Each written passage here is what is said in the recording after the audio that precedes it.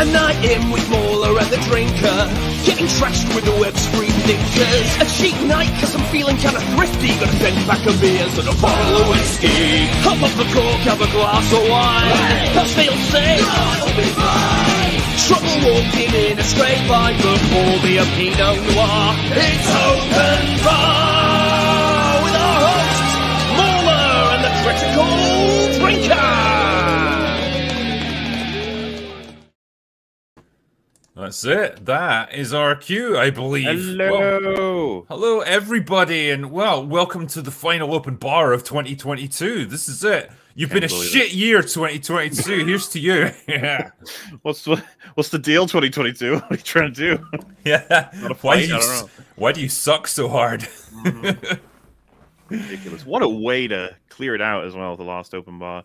Me thinking that Willow was the last thing you'd force me to watch. I know, and there's always something else. It's just that kind of year, man. Every time you think you're out, there's another shitty thing just around the corner waiting to bite you. And in this case, well, yeah, we'll talk a little bit more about it shortly. But wow, Witcher Blood Origins was quite a show, wasn't it? It really was, yeah. What a thing to... How impressive. Really left an impression. It is impressive, that's it. I mean, I think... that degree of awfulness, it almost deserves recognition in its own right, doesn't it?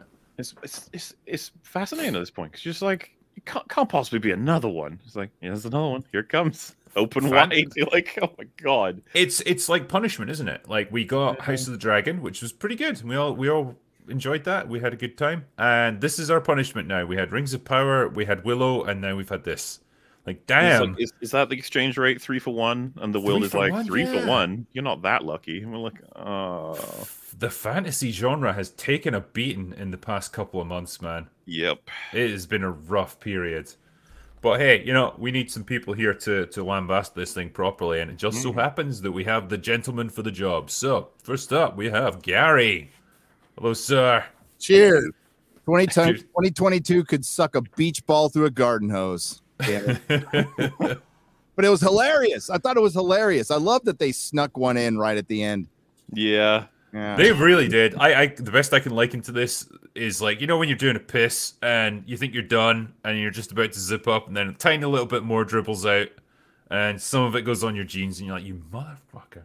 That's what this show is. It's just like that little really dribble right at the end that ruins your night. Up there and yeah, it's all awkward. People after a big shit, there's a little splat right at the end. Like, oh. Hence the cleanup. This stream, we're gonna be trying to clear this thing up. You know, that is. We've got our bleach, we've got our toilet duck, and we've got our toilet paper. So yeah, we're gonna do our best to make sense of this nonsense. And we are not alone in this endeavor either. We have also got MetalCommander. It's been a while since you've been on the stream, man. So it's great to have you back. Hello. I don't think I've ever been on this particular stream before. I think the only one I was on is when we did Knives Out, like all those years ago. Yeah, God, that's been ages ago, yeah. That's quite timely. It's quite timely, actually. Watch the new one, buddy. We gotta watch the new one. Yeah. I've seen it already. It is funny bad. I can't wait for you guys to see it. Seriously, it's so funny. Is it just Ryan Johnson filleting himself for 2 hours? How smart he is. It is 110% a Ryan Johnson written project. It is. His writing is all over it. It's fucking brilliant. I'm assuming you guys know. I don't want to spoil too much, but there is a Twitch gamer who turns into a right-wing podcaster who sells his audience rhino pills. Exactly. Yeah. So original. And he's an idiot, right? An absolute dumbass, blockhead, and he has a gun that he just randomly shoots all the time. It's so clever. I was like, wow, that's a really great idea for a character. Yeah, it wasn't cringe at all. No. Yeah. Normally I would do guys grace with my face, but obviously I'm not on my usual setup, so it's just the avatar today. You've been consigned to the naughty room this evening, so... Yeah, aka the kitchen. He's in the House of the Long, actually. Yeah, he is. Yeah, there's two great minds occupying that one building. I don't know how the masonry can cope with this. I don't know either. Alcohol, maybe? Yeah. I genuinely thought you were in the bathroom, actually, because of the echo. No, maybe you are. You don't have to tell us. It's okay. Maybe you hear a little fart here and there. We'll see. That's Sputtering. well, I mean, we're kind of on the subject of fecal matter anyway. So, Yeah, as we were saying, Witcher, Blood Origin, you guys have all seen it. I forced MauLer and by extension Metal to watch it. This Yeah, thanks all for that, 4 by the way. hours. I feel like I need to lay the foundations of this hideous news. I was making it through my life, being like, Metal's over, we're gonna play games, gonna watch movies. I literally in my head was like, we'll watch great movies. All we've watched so far is fucking like Knives Out and like prep for this stream. Yeah. Well, we watched Naked Gun just now though, so that that's was great. Yeah, That's That was a good palate cleanser for sure. That shit is great. But after yesterday's stream, we had something EFAP related to sort out, or kind of. And during it, I was texting you, and I was like, "Oh yeah, open pause tomorrow. Is there anything I need?" And you're like, "Oh, we're just talking about Blood Origin." And I was like, "What? You don't need me to see that, right?" There's a long, awkward pause. I just want you to check out the first 4. And it's like, oh, that's not great, but I can swing that. How long are they? And then I boot up episode 1, just like over an hour, and I was like, no. In my defense, right, I did say, like, hey, as many episodes as you can manage. All right, if you can get through 1 or 2, that'll probably be enough to get you going. But there's only 4 in total, and to be fair, the last one's only 40 minutes. Or is the nutball crazy one where all the big payoffs happen? Okay, the great character payoffs. How could I resist being able to talk about those? It truly is the return of the Jedi of the whole saga. You know, what can I say? Very similar to watching Willow in the first episode. I was like kicking my own head in, just being like, "You can't write. This isn't good fantasy. This is lame fantasy." But then by the time you hit the end of the 4 episodes, you're like, "Wow, this is really bad. You made something really special. Good job. Excellent. You can sit right next to them on the shelf. All the shitty fantasy we've had recently." I was just genuinely blown away that this happened. I mean, I said this in my review. This is a really interesting insight to the mindset of the showrunners, if you can even call it a mind. This is the Witcher show they always wanted to make. Yeah. The one that they were forced to make with Henry Cavill. It's like, why do we have to like pretend to care about the lore? Why do we have to be constrained by this stuff? Why do we have to have a man as the main character? Oh, it sucks. And it's like, well, okay, you were able to put all of that right with this one and indulge your every whim, and this is what you produced. Well done, guys. Why do we need to make something people want to watch? Ugh, gross. Yeah. I want to do my thing. I fully understand why Henry Cavill left now. I would have been out of there after the first season. This is absolute brain cancer. You're going to make me watch The Witcher Season 3 as well. I might do that. Depending on how much it marks me, I might just try and inflict it on other people as well, because misery truly loves company. This is a scary question. You're going to make me finish Willow. Are you going to finish Willow? I'm not going to finish Willow. I'm done. Oh, thank God. No. So you don't have to do it if you don't want to. We need to actually keep track of this so that we have our little like favors tokens, because I'm going to be spending one to make you watch Knives Out too. Yeah, yeah, that's fair enough. If you had to suffer through this, I'll watch Knives Out too. But yeah, Gary. Yeah. You're an aficionado for all things Witcher. What was your take on this? Oh yeah, especially the game. Gary's an expert gamer. Yeah, you're a master of doors now. I've seen it. I have mastered the art of opening a door. Somewhat. I can't recognize them yet, but I can open them. Well, as a fan of the books, it must have been a fascinating experience to play the game and just see this whole new version of it. Yeah. Like a proper version of it. It was very nice, and I could see why people were excited about the show. And but the problem with you said it's at the end of 2022 we got the most 2022 thing possible. It wasn't just identity politics. It was layered identity politics. It was diversity with disabilities, and you could just tell they were checking off the boxes, and it was so obvious. And it's like the 50th time we've seen it, even beyond fantasy and everything else. So it became predictably bad. There was nothing surprising in it other than how bad it really was. And yeah, I don't know if they filmed 6 episodes or they meant to film. Like, there was like, how did that guy get out of prison?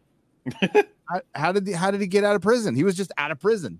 He just escaped. Apparently, that's good enough for me. Yeah. They had 8 people to conquer other worlds, not another country, not a small island, other worlds, and they send 8 people. No, yeah. Little way. I don't know about you, but if I was a medieval culture with soldiers armed with swords and spears, and like one of my guys had gone into one of these other dimensions already and brought back a gigantic dragon monster mutant thing that can vaporize people just by looking at them, I wouldn't feel all that confident about my ability to go into other worlds and conquer them. I would think, I should probably just leave this alone. But this this Empress really thinks she can hack it.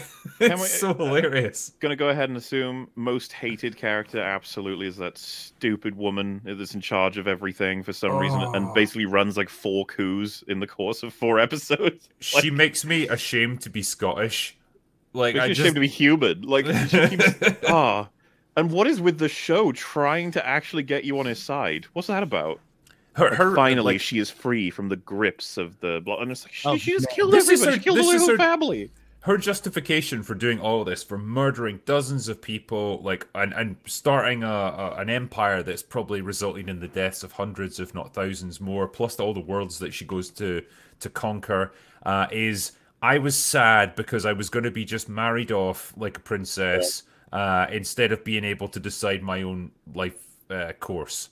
And so that allows me to do all of this other stuff guilt-free. Not how it works, I'm afraid, girl. That's not how morality works.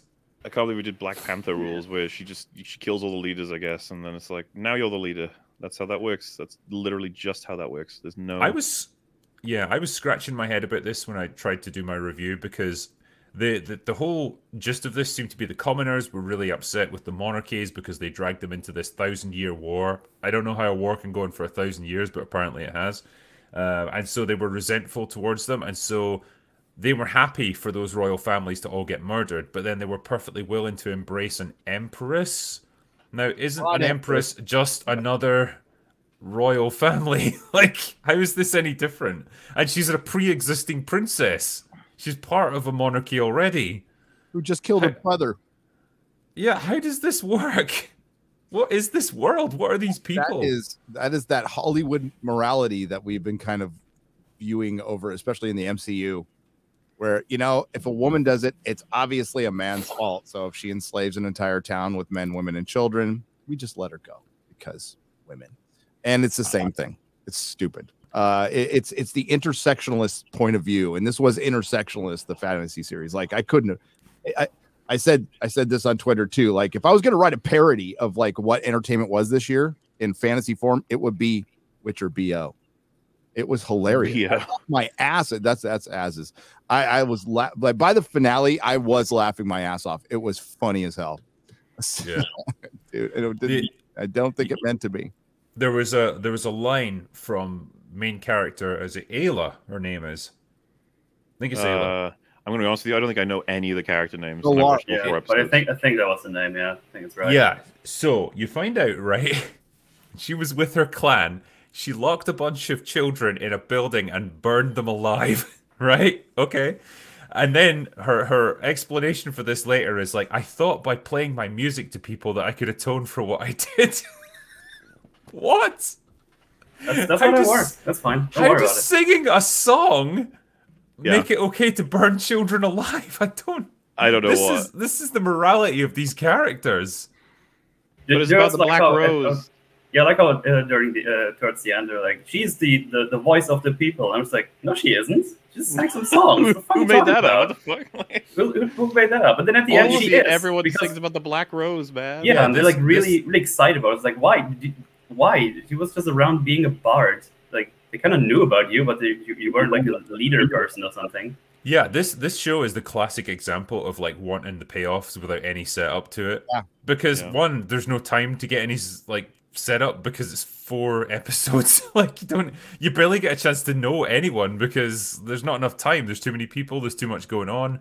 And 2, the writers don't have any like actual skill. Like, I think they imagined that this Black Rose song was going to be this incredible thematic like thread that ties everything together, that runs through everything, and it just feels so forced and ridiculous and contrived. Like when all the citizens, and I kid you not, a riot that overtakes an entire city is literally portrayed as about 20 or 30 extras standing there, and then they start singing that song, and that's meant to be your payoff. It's meant to hit you right in the feels. Rise up, everyone! Camera pans. There's like 17 people, mostly looking like, what? what's happening? Revolution, everyone! Yeah, at least Rings of Power had the decency to Photoshop people, or sorry, copy and paste them so that it looked like there was more. This is just the saddest little thing ever. It's like an episode of Star Trek Voyager. Like, that's the kind of level of production value that it feels like you've got here. Really cheap, wooden-looking sets. Everything's really small scale. Everything's really like low, tight-end camera angles because they don't have the budget for anything like bigger or grander looking. It's so shit looking. It's so cheap. It was embarrassing. Netflix should be embarrassed. Like, there is an other option. You don't have to release this stuff. You could just go, okay, yeah, this is bad, because it's going to be a net negative. It's you lose Henry, like, and I don't believe in coincidences. Henry must have seen this. He must have seen this and went, oh no, and that had to have something to do with his decision, because I wouldn't want to be part of anything with this involved. So Henry leaves and kind of undercuts this. Not that it was going to make it anyway. No. And it's like The Witcher on Netflix is dead. It's like, if they were smart, they would cancel it right now. Just end it. You're just burning money beyond this, which, I mean, it's hard to justify that this thing's even turning a profit for them right now. You know, we don't know. We don't see numbers. Is it driving subscriptions? I think it's probably driving them off. At this point, Merry Christmas, everybody! To drop that on Christmas Day. That came out on Christmas Day, really? Yeah, it did. Jesus. Yeah. I was like, it should sound better now. It changed the microphone on me earlier. There you go. That's better, yeah. Background noise is pretty much gone. Excellent. Okay, yeah, sorry about that. I was just a bit in a hurry here with the setups. Okay, sorry. Beautiful. Yeah, that was. We were just talking before the show if it's worse than Rings of Power, and like in some ways, yes. Other ways, I think it's pretty even. But I mean, desecrating Tolkien is a worse crime.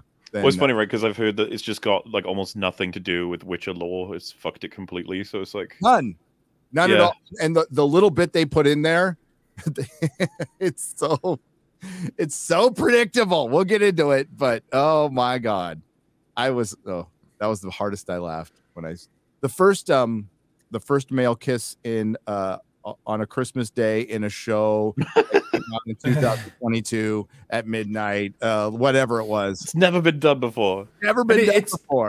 It's one of those things as well that has no meaning to the story. It's like a dude that we've never met before or since, so it has no relevance to the overall plot. And it like that whole sequence between the two of them goes nowhere. It's just left hanging, and it was just so they could get that in. It's the same with the deaf girl who uses sign language. She's on screen for about, I don't know, 40 seconds in total. Then she gets killed. And she what's the point in her?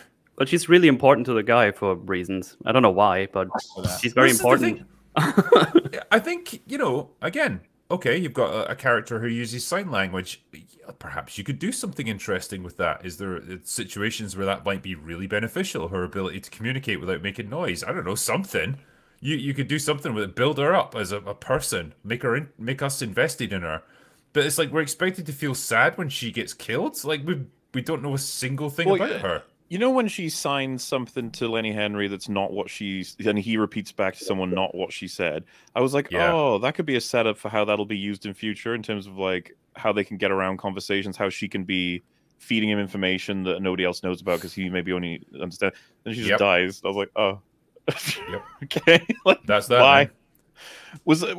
Was that just because it's like we have someone who uses sign language in our show? How cool is that?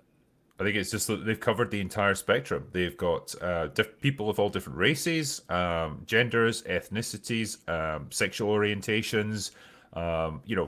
People with disabilities or impairments in some ways. You've got actual dwarves playing dwarves, which kind of has its own problems. I can see all of that. Where was the story? Did anyone see this? Was there? No, didn't see it. I think their overriding goal was just like, we've got to tick all these boxes. Like, what are we going to do to tie all this together?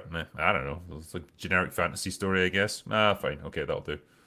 Oh god, it's so generic, dude. No, there are rules set by organizations, including GLAAD and others. We went over some of them on Friday Night Tights. They were sent to me.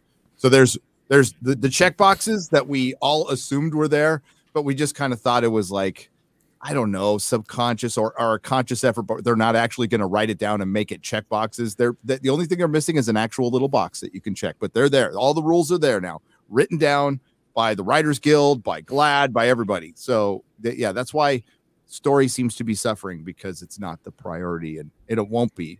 And we're not going to notice it for a while, because this was made a year or two ago. So you can see the rules play out. Like, you can absolutely tell based on which characters are on screen at any one time how things are going to play out, who's going to win certain situations, who's going to come out on top. Oh yeah, I absolutely know every single time, and they never deviate from it. It's like regular as clockwork every time. Yeah, even the dialogue. I remember the one with that one girl who has like all these visions, and then the one guy is like, "How many of those visions come true?" And before she said, it's like, "All of them." And she says it word for word. It's like, "Oh, great. I don't write anything in my life, but really?" Every vision's come true. That really obvious. Oh. That really obvious route was like, yeah, they all came true. It's like, oh. Interesting. And then she vanishes from the show. Too. Well, she came back right at the end to say hi, I think. Yeah, it's like, hello, I'm still having visions. And then she has another vision, and that's it. Yeah. Yeah. I love when main character lady gets introduced as well. Like, she comes in, she's singing her song. The little servant girl gets harassed by a toxic white male, because of course he had to be. You know, she puts him in his place and gets a round of applause. It's literally that, and everyone applauded meme. Dude, you know, it is one of the most, like, I want to use the word contrived, but I want it to sound more like it's the most absurd bullshit. Like, he basically is like, "I'm gonna rape you," and then someone else is like, "You can't do that to her because she has fits, but you can all drink for free." I was like, what? Yeah. That's a thing. Like, if you just threaten to sex someone in this tavern, you get free drinks. I'd be doing that every time, I guess. I'm like, what the fuck? And then it's like, "No, I will abuse you," and he like hits her, and I was like, "What is happening?" And then she just kills everyone. I was like, "What?" It's it is such and then everyone loved me. It's like I likened this to, you know, this is what happens when you get like rich liberal white women who've never been in a fight and they've never been in a pub in their entire lives trying to write a scene that's got all of that stuff in it. It's like, if she tried that, an outsider coming into like this little isolated community and starts murdering people, she would be straight up dead, like within seconds. Like, they wouldn't stand for that. And she kills everyone throughout. And that's not even the tiniest girl who kills everyone. But she's the best fighter in all the land. I was waiting for them to say she had some kind of magical thing. She's just really good, right? She's brilliant. She's really good. Just amazing. Amazing upper body strength for somebody that skinny. Pretty impressive. Oh yeah. No, you look like you could break her arms like twigs, but no, apparently she's stronger than most people. Dudes. Yeah. I like how she takes on what's his name? Is it Fial? The big Irish guy? Stoneheart or something, right? Yeah, who's literally twice her size. Like, he's a big dude. And yeah, she basically gets the better of him in a fight because, like, of course she has to. Like, the rules dictate that she must win. You know, as always. Dialogue, by the way, right? The thing starts and they got that upside down shot, and I was just like, that's slightly different than I was expecting. Okay, yeah, it's kind of cool. And then you have the first line, I think, is it of the show where he just goes fuckity fuckity fucking fuck, and I was like, yeah, right, I'm already out. Oh, yep. I'm out. I'm already out. And that's Yaski as well, who's straight up the most annoying character in the entire Witcher. Yeah, not in the games or the books, but in the TV show, he is insufferable. Oh, that's worth letting me know. So that opening sequence and stuff, is that all from, like, is that the continuity that is shared with The Witcher season 1 and 2? No. Yes. No? I think it's post season 2, so it's kind of setting up season 3. So it's not that's kind of what I mean, though. Like, that's familiar to the Witcher season 1. And then they're like, let me tell you a tale that I want you to write down to inspire other people. Imagine this was the story that inspired people. Because it started with an immigration allegory right in the beginning. That was good. Oh, all I saw was everybody was getting killed. I don't know. I was struggling to follow it. He's kind of like an elven coyote. So he helps them escape their human bondage because the elves are so different from the humans in this series. They have pointy ears. They're just as horrible. It's really sad, and I don't know how closely this mirrors, because in the games they are kind of portrayed as a bit of an underclass. But I'm so used to elves being like these regal, ethereal, like immortal beings, and like in The Witcher, they're just treated like garbage. You know, like nobody seems to respect them or anything. And yeah, like in this show, they are functionally just humans with pointy ears. That's it. They're not immortal. They don't have any special powers. Understand why the humans did what they did. Oh, they're horrible. They commit they like really easy coups, by the way, that all the other generals in the home kingdoms were just, oh, everybody died and my boss is now a god emperor. Okay, cool. No problem. I just like, we need to tell a story to save the elves. Like, woman, if we're that close to the extinction of the elves, we need to do more than just tell a story, okay? That whole underlying theme, like stories are the most powerful thing, and those who control the stories control. Also, you had to that's wait. like, yeah, that's like them saying the quiet part out loud, though. Is like controlling the narrative. Well, Hollywood. We know so you've been trying to shitty, do though. that for quite a while, but you're not supposed to admit it. Come on. Yeah. I don't even understand why we get the guy, whoever the guy is. I already forgot the name again. Why do we get the guy to tell the story during a fight, shortly before he gets killed, not like somewhere before that or after the fight? She plucks him during like a war. She plucks him out to do that. But she changes history. I mean, like he was going to die, so she then she pauses it. Yeah, pauses it. Yeah, she does. Yeah, I don't get how that works exactly. Is she a superpower person or something? I think she She's exists outside of. She is part of like real lore that they like, kind of like the song Black Rose they brought in from real lore somewhere. Oh God, I feel bad for the Witcher fans because they'll half the time they'll be explaining something that might make some sense from their stories, and then they'll be like, "No, this is just something I don't know anything about." I feel really bad for the author of the books because he must be thinking, "I really shouldn't have signed that deal with Netflix." As he counts his money, he must feel real bad. Well, I mean, I hope they paid him a lot because damn, like that's been butchered. Whose video was I watching? Apparently, he turned down residuals from the game and wanted to be paid up front. So not very smart businessman. No, that game is still selling very well. All of them, actually, right? I think it's all still going like hotcakes. They're always highly recommended by everybody, basically. Especially I mean, they're good. I have them all, and I still haven't played them because it's like I'm going to play them soon, and then realize that's a very big task to do. Game. Yeah, you'll lose yourself in the third one for a good like 30-40 hours easily. It's fantastic, like great open world game. But this show is not. It was Gundam. No, it's far from great. Gundam's video is really good, actually. Yeah. But yeah, I mean, I'm just. Where do I even begin with this fucking show? Oh, they start out by telling you what the show's about. So that's my favorite part is they tell you the entire plot of the show, and then there's the seer, sees our main stunning and brave character, and then gives you her whole character arc. So we know what the entire show's about by the time we get it 10 minutes in. Every character gives you their whole arc, though, or they like set up their own character arc within their first like few lines of dialogue, because everything has to be rushed through as quickly as possible. There's just no time to do anything, and the writers don't have any skill to like show you stuff. They just have to straight up tell you, and it'll be like, my name is blah blah blah, and I am pissed off because of XYZ that went wrong in my life, and I really wish I could fix it. And that's pretty much like what you get. They also pull a memory store on us with the water. To magic water, where you get 2 of the backstories. Yeah. It's like, really? And it doesn't seem like they prepared them for that at all. And I think they have a lie where it's like, if we had, then they would have been harder for you to escape or something. It's like, what?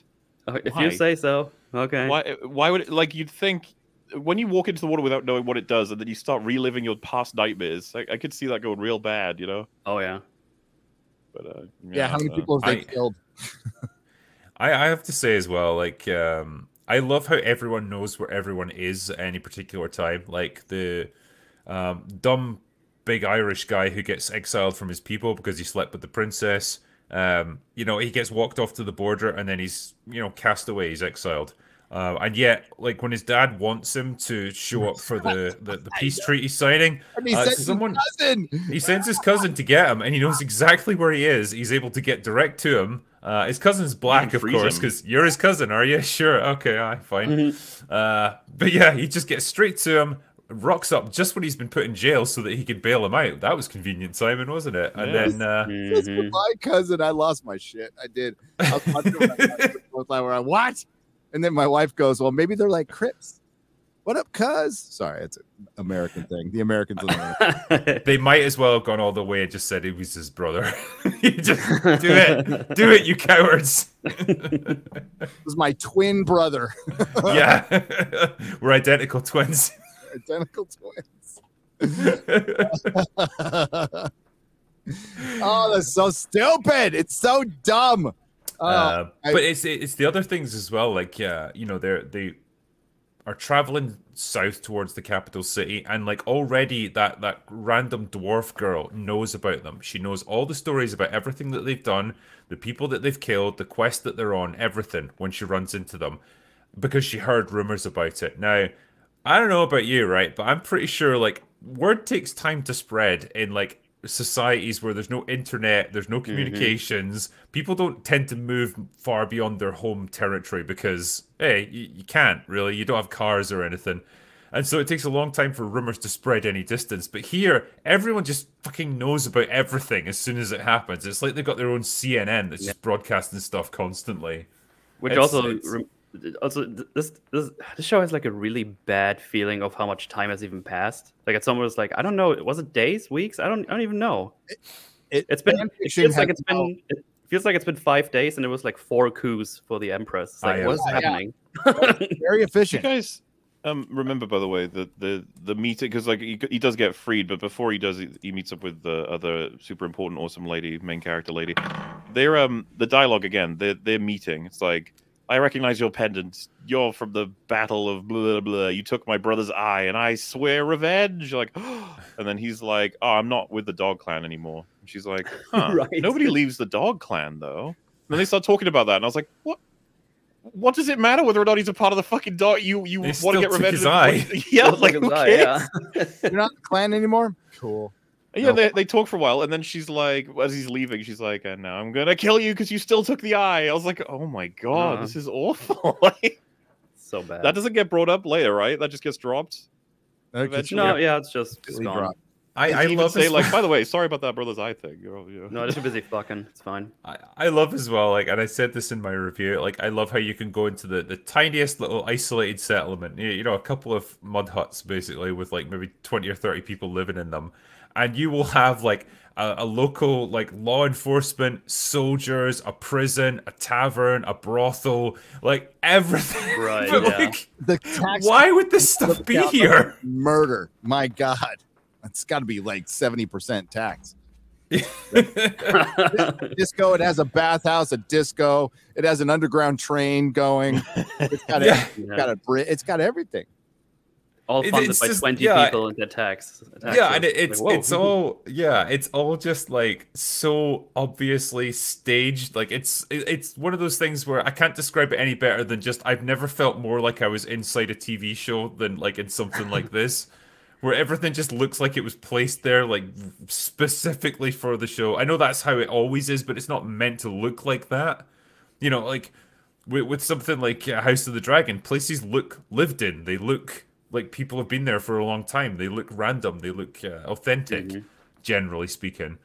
With this, everything's a stage. Everything has just been set up specifically for those scenes that they do. And it's like when they go to rob the bank. Again, this bank is sitting within a little village that, like, it looks like the size of a tiny little, you know, isolated community. They've maybe got 100 people living there, but they've got a fucking central bank. Why? Why is this thing here? Like, when you said that, I was like, what are you even talking about? And I was like, oh shit, yeah, the bank. I fucking forgot. It's that weird room with... It had a little banker and no guards. Yep. Because everyone already stole everything. And then he just said, we don't have anything. And that, you know, even if you don't, I don't think a bank's just going to come out, hey, hello, stranger. We don't have anything. Yeah. Do you want to deposit something here, I guess? A bank in a society like this, a bank would be in a capital city, like something that's like majorly important with loads of people all around, like the kind of place where people would be required to do banking. Like if you live in a tiny little village, what funds are you ever going to have to deposit? You're going to get paid in like pigs and chickens and stuff. It's like trying to shove like a chicken into a safety deposit drawer. Like, get in, you fucker! Just want to know why that guy is even chilling out there still. It's like, there's nothing here anymore. He's just in his little book and just scribbling away. It's like, yeah, he might as well have said, like, I'm just an extra here to deliver some lines, you know? Yeah, I need to deliver exposition. It was dry and rushed. Like, it's adapted fan fiction, MauLer. I mean, it's like, that's what fan fiction is. There's no sense of time. There's no sense of building relationships. Everybody's like, I am so-and-so. We're best friends now. Oh my God, let's go. You know, like, that's fan fiction. That's what it was. And you know, MauLer's brought it up. We brought it up. Drinkers brought it up. These are writers with no life experience. Their only experience is sitting in their room, going to some women's studies class in a university. They have massive student debt. That's their experience in life. That's it. They don't go outside. They don't travel. They haven't had a job. None of these things. And it shows. It absolutely shows. And they don't know anything about fantasy, which is pretty much the hardest thing to write. Comedy's the most difficult thing to write. Fantasy's right behind it, because you're building an entire world, but it's still based on something. It's still based on a history. It's depending on what mythology you're drawing from. But like, as MauLer pointed out, you had to have gone to a pub once in your life to know and seen a brawl at school. Did you see it? Like, people don't fight at school anymore. You know, like, it's gone to the point where I'm like, have you spoken to human beings before? These conversations don't go this way. It's skipping around all over the place and like just getting shit done, right? Like, you know, like they clearly have a history, the dog clan guy and the queen princess lady, and then she's just like, I want fuck now, and it's like, huh? Remember how they handled this in House of the Dragon? It took a lot of convincing, wearing down, and they were pretty careful. In this, it seems like they just drop everything and go nuts in the middle of the day after like she's just survived nearly getting killed. It's like, really weird. And then two more just burst in because they're like, where are you? Oh my God, it's the sex. It's like, right, banished by. What if they catch us? They have bar the door or anything. It's like, there's no way to like ensure a bit of privacy. Like, no, people could just come and go. He should just be a smart enough character to be like, I'll fuck you at midnight, right? Like, I'm just doing it now. It's too dangerous. You know what I love as well, because we talked a little bit convenient timing and stuff. You remember that bit where the Empress decides that she needs to see the city for herself, so she's able to just sneak out because nobody's guarding her, apparently, even though she's meant to be just a figurehead at this point. Yeah, she's pretty much a prisoner.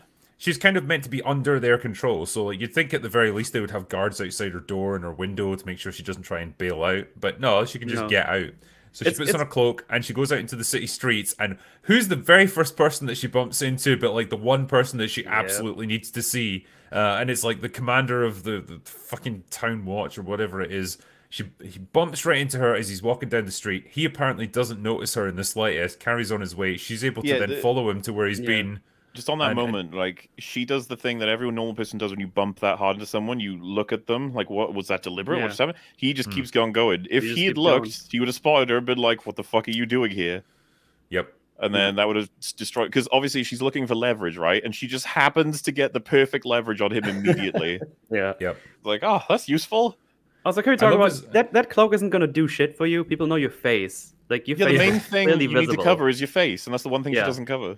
Yeah, if you're going to sneak out, surely after dark would be a better time where you can like fade into the shadows, like maybe people won't see you quite as well. Like that's probably a better time to observe the town than in the middle of the day. Yeah. Also, that poor fucker that saves her, he's like, "You're my spy now." It's like, what? I just helped you. It's like, no, you're in it now. This is she's a horrible person. She basically just tells him you're gonna die. And he has no reason to like to go along with this. Nope. You know, I get that he saved her out of altruism kind of thing, but when she's revealed her hand like this, it's like, okay, she's revealed herself as a horrible person that's trying to manipulate you. You could very easily go straight to the head mage and say, hey, she tried to bribe me into doing this thing. I don't want to help her. Like, she's trouble. You better watch out for her. And that's it. He's saved himself and fixed the whole situation. Yeah, her logic is basically that I've chosen you as my protector, therefore they just assume that you're, corrupted too if you're working with me. And it's like, I could just tell them, this is my first minute on the job. I could just be like, she's crazy. Yeah. But no, she's so clever, and this is the thing, right? The plot just bends to match whatever these characters say will happen.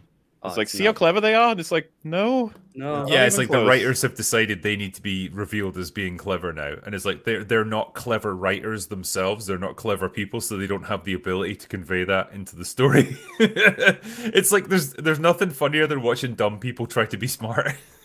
Oh god, yeah. Rian Johnson, he's my favorite. Yeah. I mean, there's a very pertinent question here as well. Any self-inserts from the writers? Basically every character that's female. I don't know who the writers are, so yeah, I have no clue. Of Declan, he looks like what was the guy's that the death dude with the meat cleavers? Oh, Brother Death. Brother Death. Death. Such a cringe name. Holy fuck. Can we? I know, it's like they now that call you said me. that. It's like he might as well have said like they call me Captain Mega Kill. Yeah, Yeah. It doubles down on the cringe though, because he says like I'm Brother Death, and Michelle Yeoh's in the background. She's like, I had a brother, he died. Like, what? What? That reminds me of the because me and Mel were talking about it, the fucking water line from Boba Fett. I grew up surrounded by water. It's like, okay, what does that have to, you could at least say Michelle Yeoh was a bit delirious or something, but it's so funny. Like, someone says right in front of him, I'm Brother Death. She's like, huh, Brother Death. Brother, okay. I kind of feel like Michelle Yeoh was acting in a different show to everyone else, being giving her bad advice. I don't know what the answer to that question. What's it? I don't know if you guys know, but as far as I remember, because I was looking at little interview clips of it, Andy Serkis only signed on to Andor because he read the script and was like, "Oh, this is a character I get to play." Like that seems to be the actual idea. And I was like, does anyone else do that? Anyone? Obviously, Andy didn't do that the first time around with Star Wars.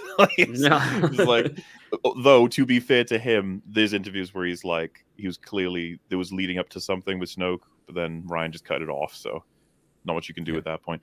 I can't imagine being in that room where he finds out. Do you remember all those clips of the Game of Thrones season 8 table readings where they get to the points where their characters die, and the actor for Varys like tossed his paper or whatever, didn't he? He's just like, this fucking shit, man. Like, really? I'm supposed to be like a fucking smartest character in the whole fucking dimension. Yeah, he's not happy. He is not happy. Season ever, and then she's just like laughing her ass off, like it's a really hard, bitter sort of laugh. Like, oh yeah, she knows. Yeah, you can't help but feel bad because you're locked in at that point, right? In for 7 seasons. Well, you're in for 8, I guess. I think it's yeah. I mean, it's always sad to see like talented actors who deserve better, like laboring away in something that's just they're way too good for. I think Michelle Yeoh is probably a good example here. Like Dylan Moran's in this for some reason. I don't know why. He's in like 3 scenes and then he just gets killed. Who was he? I mean, Who was... well, you know he's like the leader of the Cell Swords. That's, oh yeah, he ripped in half. Yeah, right. Because he's in Shaun of the Dead, Dylan right? Moran. Yeah, he's in Run Fat Boy Run. They're the 2 things I think I've seen him from. I'm not that familiar with him. You've seen him in Shaun of the Dead as well. He's like yeah. He gets torn apart in that too. But that I didn't know if they were trying to be. They were going for funny with that, right? When he got torn in half. I don't know. I don't know because I watched it a couple times and I was like, "What was this?" Like, he says something like, "Things aren't as scary when you see their insides" or something, and then he gets torn apart. When you see their arsehole, yeah. And it's like he's delivered a funny line, and then he just gets instantly dead, you know. And then why? Brother Death gets killed as well, for no reason particularly. He's just killed. No, he survives. He survived. Dude, eye missing somehow. They just somehow like fixed it. That was funny, yeah. Because I think even Mel pointed out, and I was like, "What? No, he's dead." And it's like, "No, he's alive." You're like, how? Then they're like, "The mage guy died." Not Lenny Henry, the other mage guy, he died. I was like, when did he die? It's like, I don't know, the spell. I guess he blew up with the monolith or something. Yeah, I don't know. Yeah, he sacrificed himself. Conjunction of the spheres in like a minute. Still, mechanically speaking, all of that shit was hilarious. Like, in order to stop Lenny Henry, we must cast the spell at the same time. You must root us with the trees, then you attach us to the model. I was like, yeah, sure. Like, what I think we both were like, what is happening? It's like, I don't know. Just looking at it. It's just like everyone's yelling at each other, and there's lots of like stupid, really bad CGI effects going on. The woman bound 2 men to destroy the giant penis. That's what happened. Yeah. Just by the way, what was the So they go through all this nonsense, so he can have his demon powers. Fial has, or whatever his name is. But in the end, he just throws a sword really hard into the face of that beast. Can we have just used the ballista or like it kind of feels like it that... would have been possible to kill it other ways. Yeah, because I mean, they made if you surprise attack, jump on the top of it with something sharp, you could probably just kill it. Because they made sure it's like, oh, we can't hurt it with our bows. Like, did you try something bigger? Like, that's not a bow. Or lure it into the, which is what they do. It lures it into the throne room so it can fight him, and it's like collapse the building on top of it or something. He's crawling through the whole castle. Yeah, just set up a weapon of some kind in one of the hallways, and you'll get him. Yeah. And it's like, he's not even allowed to do that by himself. Like, Ayla has to help him out with that even. It's like, this was his whole purpose. Like, he sacrificed his humanity to take on this thing, and it's like, no, you still have to help him out. Like, why? Why can't you just let him have this one thing by himself? I was expecting like this big fight. Oh, sorry, go ahead. No, I just said he sacrificed his elvinity. I was being a smartass. Sorry. Oh. Yeah, because I was expecting like this big, like, I don't know, 5-6 minute fight where you go like, and then he turns like into a bigger demon or something. But no, he just becomes like, I don't know, like a tank from Left 4 Dead or something. Halfway to being a tank. They got this backwards as well. Like, it really should have been him to kill the Empress, because it's like they have an actual personal history together. Right. Like, what personal history does Ayla have with her? Nothing. But it's like you couldn't have a man kill a woman. It had to be like the rules dictate that it has to be this. Oh man, when she tells her what she did was a good job. Her portraying and killing her whole family and all the leaders when they were about to establish peace was a good thing. It's good that you did that, but you were just as bad as them, so I should kill you. Yeah. I hate the characters in this. They suck so much. I hate everything about this. So much. I know this was made probably around the same time as House of the Dragon as well, but I almost felt like it was a homage to like Viserys coming into the throne room and like walking painfully towards the throne, where she's like been stabbed and she's leaving the blood trail, and she picks up the crown and everything. It's like, oh god, this is like beat for beat the same thing. Remember me? And it's like, okay, we'll remember you. That was stupid as fuck. Do you remember the part where she like rips into Michelle Yeoh for being a traitor? I was like, what? What? I think the writers would be like, isn't it interesting? Because in a way, she was a traitor. You're like, what? It's like poetry, MauLer. It rhymes. Oh fuck! I was losing my shit. I was like, how can you rip into someone for this? This is insane. You did the most traitoring. Yeah. How can these writers be so dumb?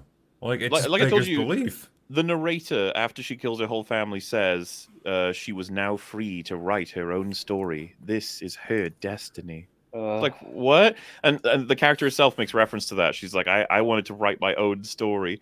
It's like, so you killed everyone in your family? Like, what the fuck? Yeah. Like, what is the idea there? Oh, that's supposed to be a sort of female empowerment, even with the villain. But all they showed is she was completely incompetent and a horrible leader, and she destroyed Elvenkind. I mean, like, right of Elvenkind. I love how she can get a massive knife shoved into her chest and just have no fucking reaction to it as well. Like, props to that actress. She's just like, are you going to show pain or anything? Like, nah, I'm all right. Wider. I mean, look, they were huge. She's got massive eyes. I like how Ayla or whatever it is, she knew from the wound, just like, if you leave that in, you'll be okay, maybe, but if you pull it out, you'll die. It's like, how familiar are you with the wound? It's like pouring blood. It's like, I think I'm dead either way, bitch. Like, that's what it looks like. But yeah, like when she gets to the point where she can justify why she did this, why she killed all the people that allegedly she loves, and all the other peace-faring sort of leaders of she says, because the peace would just be a pause. That's all. Yeah. We'll go back to war eventually. That's a cycle. Just goes back to war. It's like, so you just kill everyone. Because it's like, she couldn't sustain a war with the kingdoms on her own world, so she's going to declare war on multiple other planets, basically, by trying to travel into them. Like, do you understand the problem that you're creating for yourself here? You know, before you steal other resources, you still need to have some, okay? Yeah, but she's surprised. Like, what do you mean there's famines and stuff? It's like, yeah, that was before. Like, now you didn't make it better. Like, everyone had problems, not only you. So also, like, shouldn't this be a problem that gets better now? It's like, okay, because you're not now pouring all your resources into constant war, you can like devote more time to like farming, agriculture, infrastructure, all that sort of thing that will fix the famine. Like, I don't think the solution is going to be travel into alternate dimensions where everything could instantly kill you, or even the things you bring back might be poisonous or might like kill everyone or start a zombie plague or whoever knows what. That's what you're gambling on? Really? Idea. Why don't we plant some food first? Oh, get out of here. Gary, that kind of outside the box thinking isn't going to fly here. You that is, right now. again, just the weak-ass fucking world builder where they're just like, there's a famine. Why, though? There's a famine. Right. If it was Jennifer Lawrence, it would have all worked out just fine. Yeah, she could have fixed it. And by the way, arguably some world building you get is just like some peasants talking about the event, and I was about to fucking blow my brains out. One of them is like, that poxy clan got like wiped out with ease. It's like they had to fight a giant CGI monster that could vaporize them. What exactly were they supposed to do, woman? I'm assuming everyone knows, right? Or do they just think they got stabbed in the back? Which, by the way, when the queen slit the throat of main guy's like sister, I was like, what the fuck? Why? You don't need to kill her. She can just be loyal to you when you take over. Yep. What is this? It's nuts. It's nuts. And then she's like surprised that he's annoyed at her. He's like, you fucking did horrible things. She's like, oh. All right. He just needs time, she says, I think, right? So he just needs time. He'll get over it. Like, no, he won't. Why would anyone? What a cunt. Useless clans getting wiped out by fucking Balrog. Ugh, idiots. This is, Henry Cavill must be laughing his ass off seeing these reviews come in. Oh, he's like, what is happening? Get out of there. That's the idea, yeah. He's like fleeing from burning house to burning house. Like he's, damn. Poor guy. Yep. Oh, man. Shit, this one's on fire too. Bye. They must be close to canceling The Witcher altogether, though.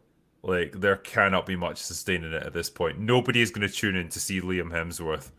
No. I think it's hanging on by a thread. Season 3, you could tell a little bit with Lauren Rich going out there and basically begging, getting involved in fan arguments on Twitter. That's never a good sign. No, never a good sign. And she's just not fit for the job. I mean, like they should. The petition's right. They should have fired all the writers, and the show would probably survive. Shit can Blood Origin. Fire all the writers. Keep Henry. Find some new writers, and your show would probably survive. This way, you've guaranteed its death. They don't do that enough, like trading out their writers. You know, like they'll trade out a coach when a team loses enough. It's like, please trade out the writers. I'm begging you. Try it out for every once in a while. This is what happens when all your writers have been Title IX'd into their positions. Like, you cannot get them out. Like, it'd be political suicide to do it. But this is what you end up with. You garbage shows. What did we? We'd be like, hey, the guy who wrote MOM, maybe don't make him write again. They go, sorry, what? You want him? Put him on Avengers? Yeah, we can do that. No problem. No. Stop. Opposite. The other thing. But he made so much money for us. Yeah, remember when the market would decide what was successful? That was nice. Because the market's ruthless, and that's what studios need to be. But they're not.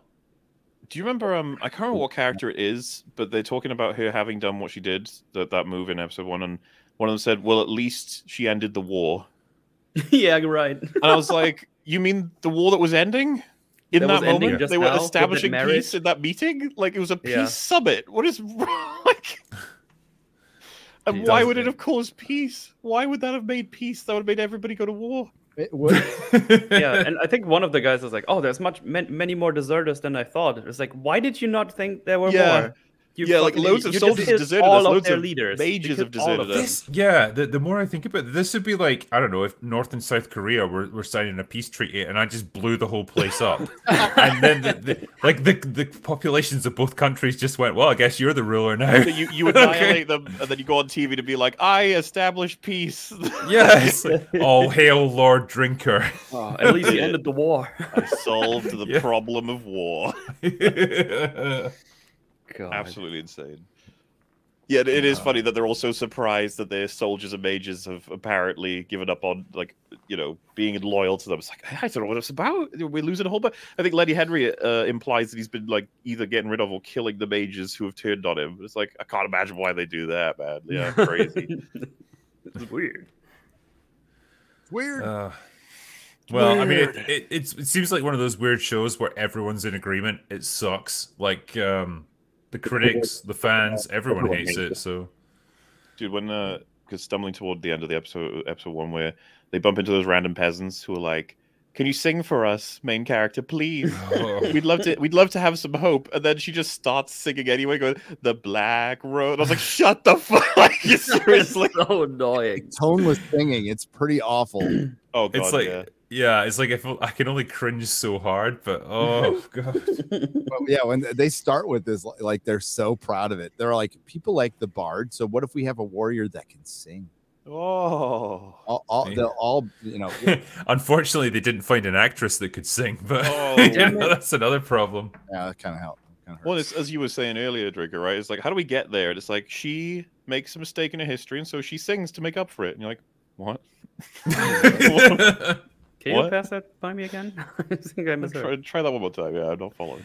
It's like doing something that's actually kind of fun and gratifying and like easy. It's like, you know, that'd be like me saying like, well, I defrauded hundreds of people out of their life savings, but now I go on holidays to try and like atone for my sins. I play chess around the world. My suntan is testament to like the labor that I've put in on this one. By the way, opening line of episode 2, well, one of them is "fuck the fucking fuck off." Oh yeah, that's what is with line. There's this thing that some people point out every once in a while, and sometimes I'm like, oh yeah, where modern writing, they love throwing loads of fucks in everywhere, don't they? Yeah. It's like, you gotta calm down. Like, do we blame George R.R. Martin for this or Sapkowski? Like, because both of them, like, kind of, both of them have got like that kind of gritty, like, sweary way about them with their dialogue. Sorry, MauLer, and I like him too. I blame Joss Whedon. I think it's still Joss Whedon speak that they're trying to be cutesy.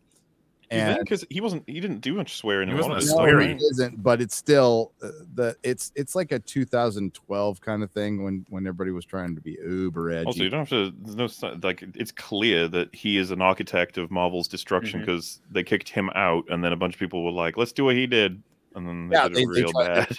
They just did it bad. They did it bad, but it's also it was fan fiction put together by people. I'm guessing their whole knowledge is Wikipedia, maybe watching half a YouTube video. Like none of them read any books. None of them know anything about history. I guarantee you this. A couple of the writers probably only went to film school. If even that, the guy who wrote this show wrote a Vampire Diaries spinoff. That's his claim to fame. They're the originals. So I think what I'll give you is they clearly think they're clever, right? Fuck the fucking fuck off. Isn't that cool? Like I replaced all the words in the sentence with fuck. Isn't that great? But I guess the point that MauLer's making here is that you know, fantasy used to have this image of being kind of stodgy and like everyone, you know, is very like proper and correct about the way they spoke in terms of dialogue and stuff. It was all very like theatrical English the way that they did it. But at a certain point, like, you know, someone came up with the idea of like, oh, what would be interesting if you had characters in a fantasy medieval setting, but they threw in words like fuck and shit occasionally, like, and it made it a bit more gritty and grounded and believable. But it's like that's been taken to such a ridiculous extreme in this that it's just vulgar. It's just like kids in a playground, like they've just discovered swear words for the first time and then they're throwing them around like they don't mean anything. That's where we've gotten to, but I'm just kind of wondering, like, when did that start? How did that begin? I actually wrote it down, by the way, that we were talking about, you know, the guy she ends up using as a bodyguard / informant / spy or whatever. He says to her, "I saved you almost automatically. I wasn't really thinking." And she said, "That's why I can trust you." I have no idea. I saved you almost as a reflex. It's like, and that's why I know you won't betray me. Like, no, not at all. And then she says that if they find out I did anything, then they'll kill you for being my protector. You know what's weird is that she's able to get him signed up as her bodyguard. Like, Lenny Henry signs off on it. And I'm like, how exactly? Because you're in control of her. Like, you're the one who's calling the shots here, not her. Like, you should, if anyone, you should have, like, one of your own men guarding her. Like, a guy that's going to report back to you. You know, this guy's basically acting as a spy for her on you. what you should really have is like one of your spies spying on her to make sure that she's in line, she's not doing anything out of line or anything like that. Why would he agree to this? Why wouldn't he just say like, no, I'm gonna pick fucking Fjorn the even-handed over here, and he's gonna keep an eye on you, and I'm not gonna take any argument from you because I don't care what you think. You're just a figurehead here. Yeah. You're not calling the shots. It reminds me when she goes out the second time to pull up the leverage against the guy. She just goes there like full dress and everything. So she just went there, no hood, no nothing. Like just was allowed to leave again. Yeah, and if you remember, the narrator is just running fucking defense for this woman for some reason. She's like, she knew she would be killed the moment the mage was done with her. How will she escape his grip? It's like, why would I care? Why would I care she escapes his grip? I want her to die. She killed her own family and other people. Like, fuck like that. yes, but the mage has her in her grip. It's like, oh. How does she even have time to do any of this plotting and scheming when she must have to spend at least 8 hours a day doing her hair? Like yeah. I don't know if you guys noticed this, but it's like they wove it into this weird, like it's like ship's rigging, like attached to the side of her head. Like, right. What is the purpose of this? What are you trying to tell us about this character? She's friends with a mage. There's probably a mage barber. They can mage barber. I like, correct me if I'm wrong, right? Because I'm but a humble YouTuber. But like, if you want to show a character as being, they've transitioned into a period of being no nonsense. They're much more focused on their goals. They're brisk and business-like. Surely their whole appearance should become more, or should I say, less formal. They should be like, their hair should be more simply styled, because that's not their purpose anymore. They're not there to look good for people. They're there to achieve their aims. You know, but with her, it's like she becomes more elaborate. She becomes more fanciful, more like just decorative as the series goes on. Doesn't make any sense. It's the opposite of what you would expect. I don't get it. I don't know what they're trying to tell us about this person. Everything is like about her is ass backwards. She was a bimbo queen. They tried to put her off as some kind of artist and philosopher. She had a book in the first episode. Remember, she read a book. So that establishes her as having great knowledge of the histories, and she's gonna make the world better. Anyone else want to die whenever the narrator was like, and one became two, two became three, the split was joined, and now we have four. The like, hunters, shut up, I can count. The hunters were now the hunted. Kringay. Give the narrator a fucking purpose, I beg you. Like, I imagine most of you guys as well are against the idea of narrators in general. Like, unless they're really essential, because they can like, there's certain things you can't really show. You have to kind of tell the audience. Good. Sure. But theatrical well, cut. dude, you know what? One of the best narrations is a Naked Gun, when he just narrates.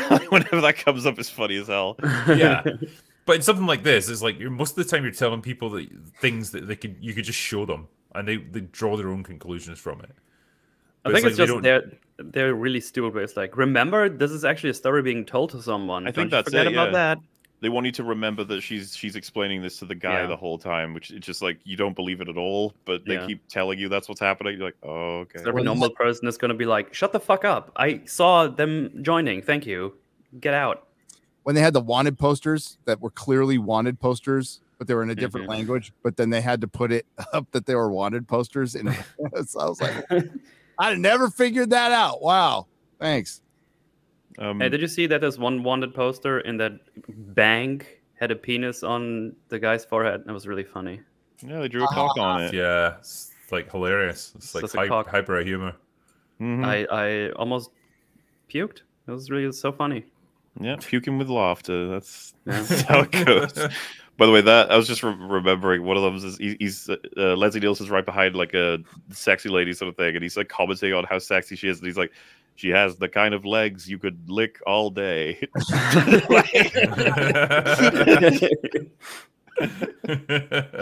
so many great shit from that.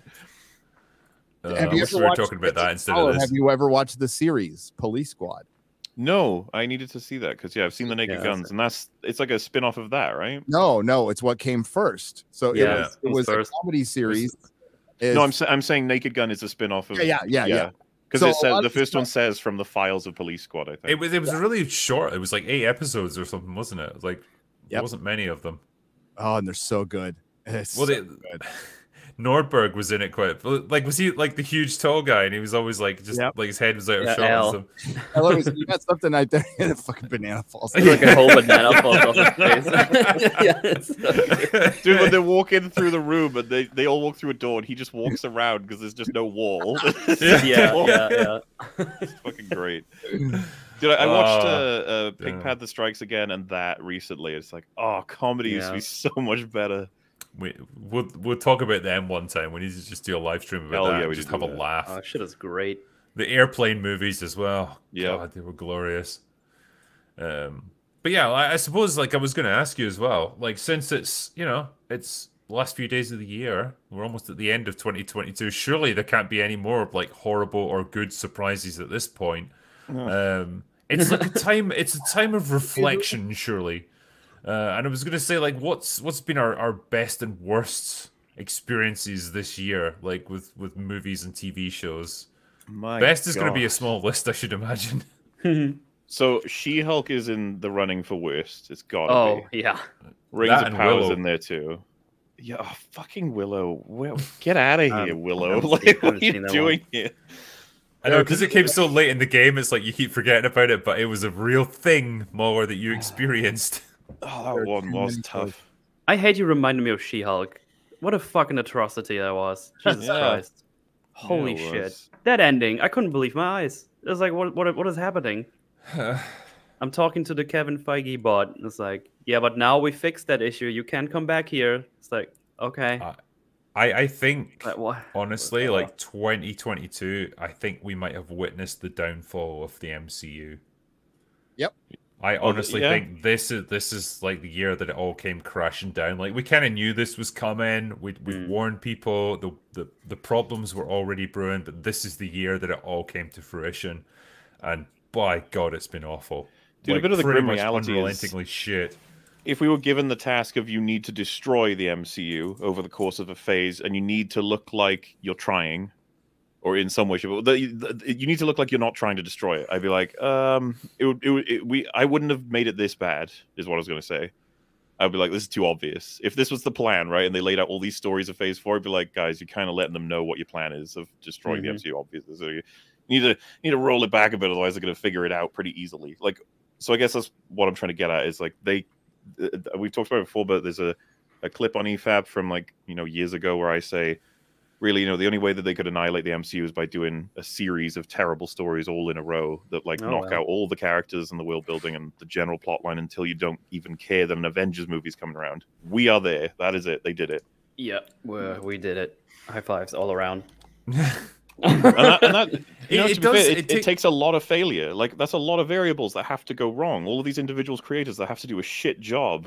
Like, it's like it's like a freight train, like it's really heavily laden, moving at high speed. Like it's going to take a lot to slow it down and derail it, and that's what it is. It's like a gradual process of like failure, like disaster after disaster, and I don't think they could have done it more effectively than they have. It's weird. Like it's like they've set out to sabotage their own brand. I can't. We're now at the point where even like the normal movie goes like, I don't even know if I want to watch the next one. Like, they don't even. A lot of them don't even know which one the next one is. When you say Ant-Man, and then you say, "Do you know how many Ant-Mans there are?" They'd be like, "Is this the fourth one? Yeah, the second one. It's like the Wasp. I don't know. What's even happening about Black Adam? Was that in the MCU? I wonder if the average person would say, "Yeah." Yeah, it's like I guess so. Yeah, why not? Now what happened? There was too much. Well, for one, identity politics. There was too much corporatism, not enough oversight. There's too many cooks. There's too many. I said this last live stream, but there's too many people who just know how to like microwave shit that are considered cooks in the kitchen. Yeah. Who have no knowledge of the comic books or anything. It's just basic Wikipedia knowledge. They've butchered good stories, even modern good stories. They skipped all the great ones because they had to get past. They took their like an OG character like Thor and utterly destroyed him. Utterly destroyed him in the last one. It was such a joke. And by the time it's all over, it is dead. They still make money though. So they still think, the bottom line, people still think they're doing good. So they're going to continue on this path. But we know as fans, as people who have knowledge of this source material, be it cursory or whatever, or if people have read the comic books, we know that, oh, this is dead. This is dead. It's going to just flounder on for a couple more years. And then they're going to have to do a hard reset. And that's probably what the Secret Wars is going to do. Yeah. I think you're right.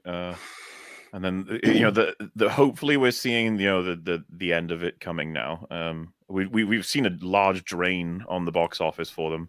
Well, they have to be looking at Avatar, being like, wait a minute, how do we get that? How do you do that? Star Wars is a television property now.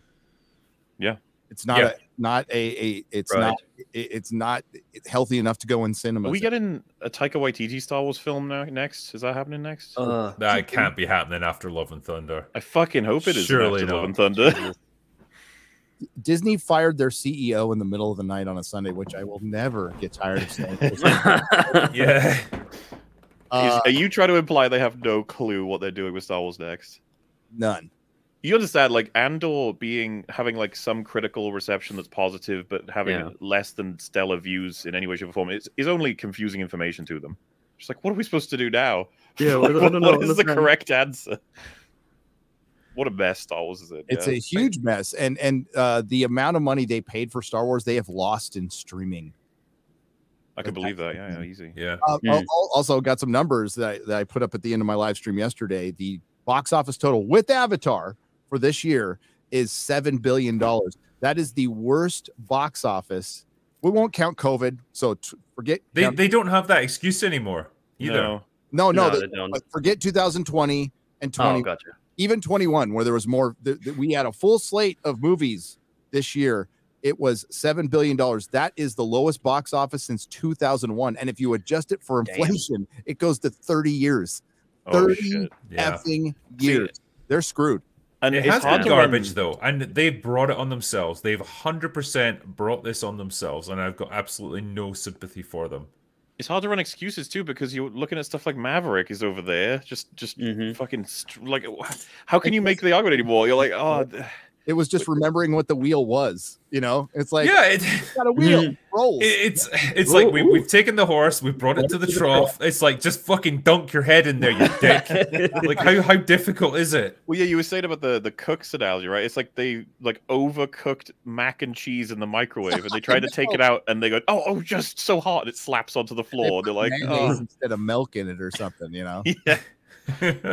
It's like it's astounding how badly they've done with all these IPs. And I guess it's just unfortunate for them that so many of these creators just don't give a fuck as well. No, because the people who do have talent are getting drowned out, driven out. Yeah, and it's because of the rules that they have placed on themselves with this DIE, diversity, inclusion, and equity. Don't forget as well, like, all the action scenes are done like years before they even start filming or whatever. Like, that's all just, you know, and there's so many directors that are like, no, the action scenes are important, like really important.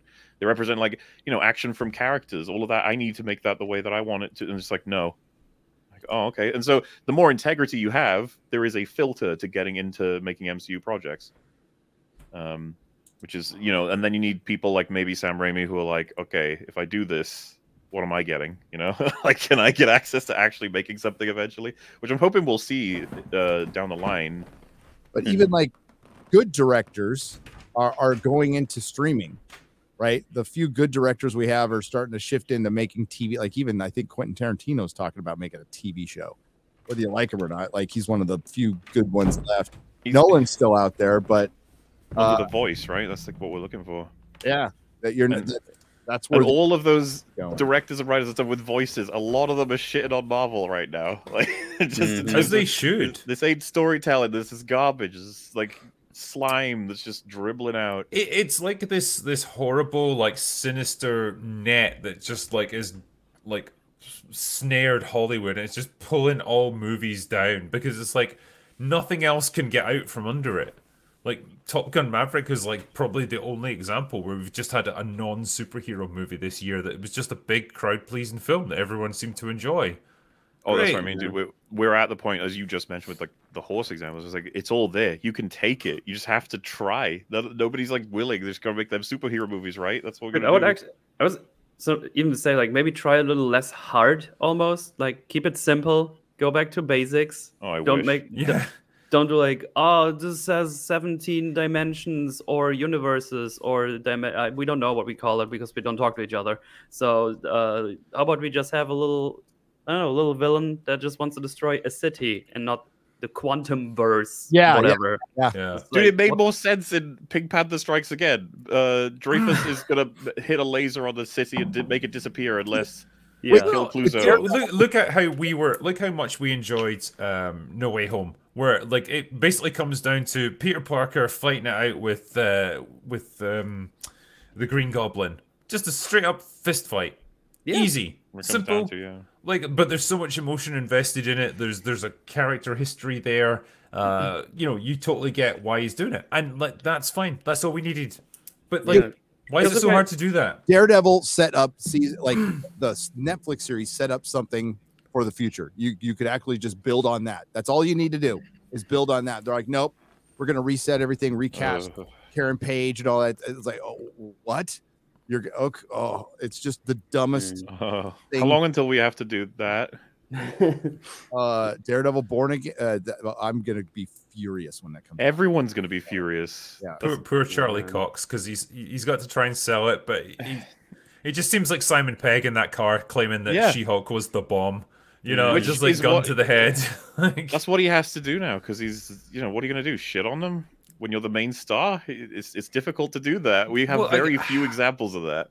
I get the impression that he cares about the Daredevil character and he wants to see him on screen again. He wants to give him like a path forward, and I guess is the only way to do it. Like probably being in She-Hulk was part of that. It was like, well, you've just got to endure this indignity to make this show happen. And God bless him, he's going for it, but I don't think it's going to pay off for him. No, I don't think so at all. And he had to defend the She-Hulk stuff too. Just like, yeah, it's fun, it's good, it's interesting, and I'm really glad to be a part of this. And we're all just sitting there like, oh god. I think somebody helped him. She-Hulk, like, there's been bigger failures. Obviously, like Rings of Power was like just a bigger disappointment because it was part of like something much more important. But like, I think so She-Hulk will be, yeah, She-Hulk will be like the nadir of like Western storytelling almost. Well, yeah, like, She-Hulk's funny because of how bad the CG was and the animations and stuff could almost distract people from how hideous the writing was. Like people were talking about how bad she looked and stuff. It's like, guys, have you been listening to what they say in it? Did you catch the part where she's I don't blame you, but you trying to shit on her trolls online, and she's gonna beat them up if she sees them in real life? It's like, oh my god, intelligentsia. It's like, Jesus Christ. Doesn't that just absolutely define a strong woman? By letting trolls get to her on the internet, she wants to beat them up. Okay, that's a lot of strength there. Well done. Just like stuff like that. Obviously, just absolute trash. But then you had things like Rings of Power, which like represents a much more how can I put it, like a more respected world that's been created by people like Peter Jackson on screen. Obviously the books. Yeah, that was a scalp. Hollywood wanted that scalp. That was straight. That's it. That is something they wanted to subvert forever. The activists have been wanting to subvert it for decades because it's traditional storytelling. So his beliefs are antithetical to anything Hollywood believes. They actively hate what that man believed. So they want to adapt him or pretend to be all reverent towards him. Bullshit. They were lying from the beginning. I feel like we should just give him a little update for them modern audiences. Just give him a little update. That's necessary redress, MauLer. Necessary redress was the. How long are they going to sell that shit when in like 50 years from now people are still showing their kids Lord of the Rings, not Rings of Power season 17 or whatever? Well, ultimately it's great. It's so satisfying to see this stuff play out because they can control the output of their studio. They can try and control the mainstream media narrative as much as they want. The one thing they can't control is what people actually choose to watch. Yep. And ultimately people are drawn to quality, and they're going to go back to Peter Jackson's Lord of the Rings trilogy when we are old men with grandchildren around us. Like, that's what we'll be showing them. Nobody is going to be showing them Rings of Power. That will be forgotten in the sands of time. And that's the truth of the matter. The market decides what's successful, not the media and not the studio. I wonder how skippable season 1 will be to consuming this Rings of Power story in totality, you know? Like, I wonder how... Because... well, MauLer, they're going to make it more action-packed and more battles in canonical. season 2. Oh, after I've seen those battles, I don't want to see those battles that come next. If there's more of it, I'm good. I want to see Galadriel do a backflip and chop a bunch of heads off. I want to see her upside down on a horse and and pick up another horse and throw it at someone, and then the horse explodes. No, see, that's fucking cool. I would watch that. She'll have it back to it too. She'll be walking away, being like, Cool. Hopefully guys, we don't get look more at horse explosions. If we get more hobos activating volcanoes, I'm hoping we get at least 2 more of those. That'll be fun. More volcanoes. Best I want that random hobo guy to be the one who forges the one ring. What did somebody say? He should be the Witch King of Angmar. That would be freaking awesome. That would be so great.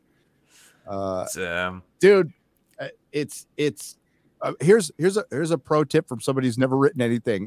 Fantasy should never reflect a modern audience. It should be timeless. It should be something that you want people to watch or read in 100 years, which people will still be doing with the original books, and that's the one good thing that came out of way. What's the fundamental reason? Like, why do people read fantasy? It's like we want to escape. It's escapism. We want to escape from the dull, tedious, monotonous shit of our daily lives and find something a bit more inspiring. That's it. Like that's why Indiana Jones if you go against that, great. I mean, it's not fantasy, but we just recently watched Indiana Jones again, 2 and 3, right? But it's I watched all 3 because I'm a true fan. I mean, I only joined at the second one, but this is like, man, this is just fun. This is a little adventure. I don't need to think about anything. It's just fun as shit. It's really great. That's what some of the top tier of just you're jumping into a different world. You're welcome. Have a seat. Get comfy. When the credits roll, you're like, right, back to life, I guess. It's like classic adventure of the highest order. Just perfect movies, and I include the third one in that because I love Last Crusade. What do you mean you include the third one in that? That's my favorite. Well, sometimes it gets a lot of shit from people. That's like seen as like, it's the derivative one. The one that gets shit is Temple of Doom. Yeah, that's the one. Temple of Doom is like the edgy one that people are like, oh, it's cool, it's different, Really, I see people shit on Temple of Doom way more than I see shit for any of the others. Really? Well, no, wait, sorry, not any of the others. Well, yeah. Last Crusade is very good. I mean, Raiders of the Lost Ark is clearly the best film. It's one of the best films ever made. Period. Yeah. I mean, it's unquestionable. It should have won Best Picture. And I am of the Star Wars generation. As the chat pointed out, I'm old and I look like a grandpa. Yeah, I do. But like as part of the Star Wars generation, when Indiana Jones came out, like a lot of us Star Wars fans were like, "Oh, this is the best movie ever." Like I went and watched it.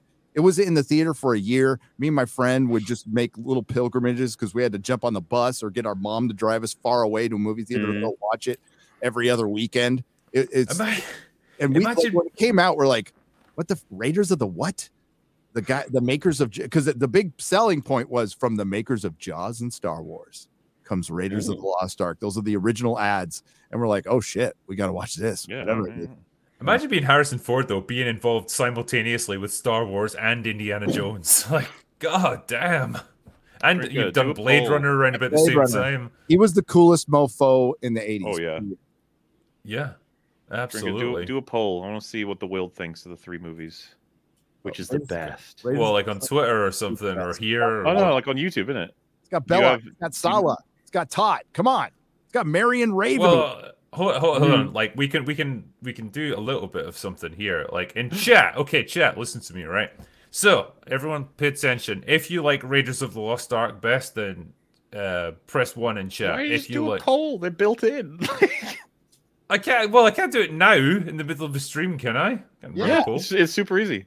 All right. Ricker needs an extra throw. If you go to the chat, there'll be a little poll symbol, and you click that, and then you type in needs somebody who can work the polls. Yeah, everyone's just hitting 1 already, so there we go. I haven't done the rest of it yet. God damn it! Well, it looks like one wins. We're good. Yeah. It was like, well, out of one choice, you've picked one. So Out of one, we picked one. We did it. Oh yeah, here we go. So start a poll. You do not need to include anything other than the 3.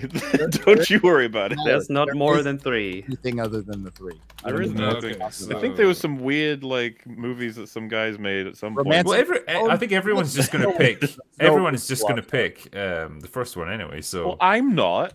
So there. okay, all right, fine. I'll put it Tales of all the in. Gold Monkey. That was a TV show that was kind of a ripoff of Mm. Raiders of the Lost Ark. I'm All excited right, here we now. go. So I'm gonna start. Uncharted.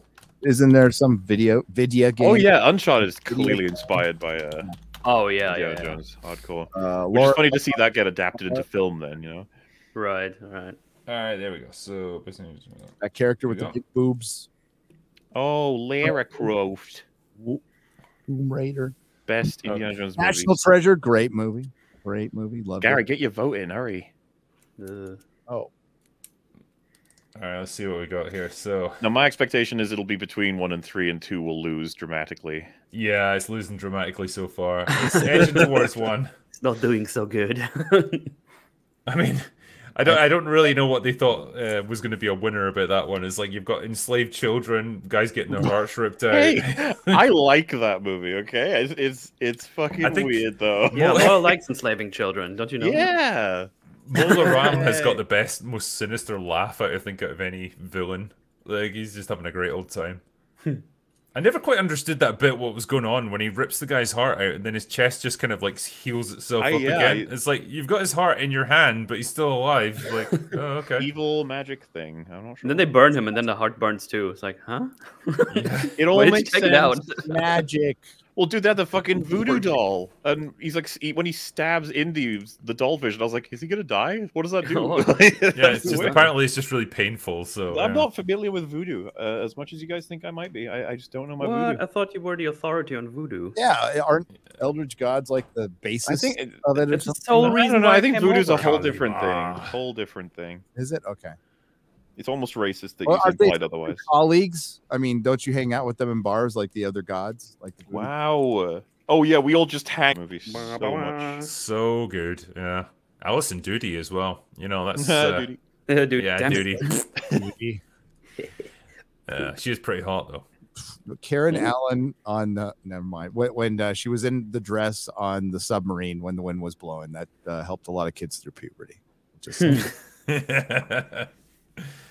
Great films. How do we get onto saying this, by the way? What I happened? don't know. We were just we went on Reminiscing. A bit of a tangent there. We were talking generally about we didn't best want to and talk worst. about Rings of Power anymore. That was Yeah, probably let's- it. Yeah.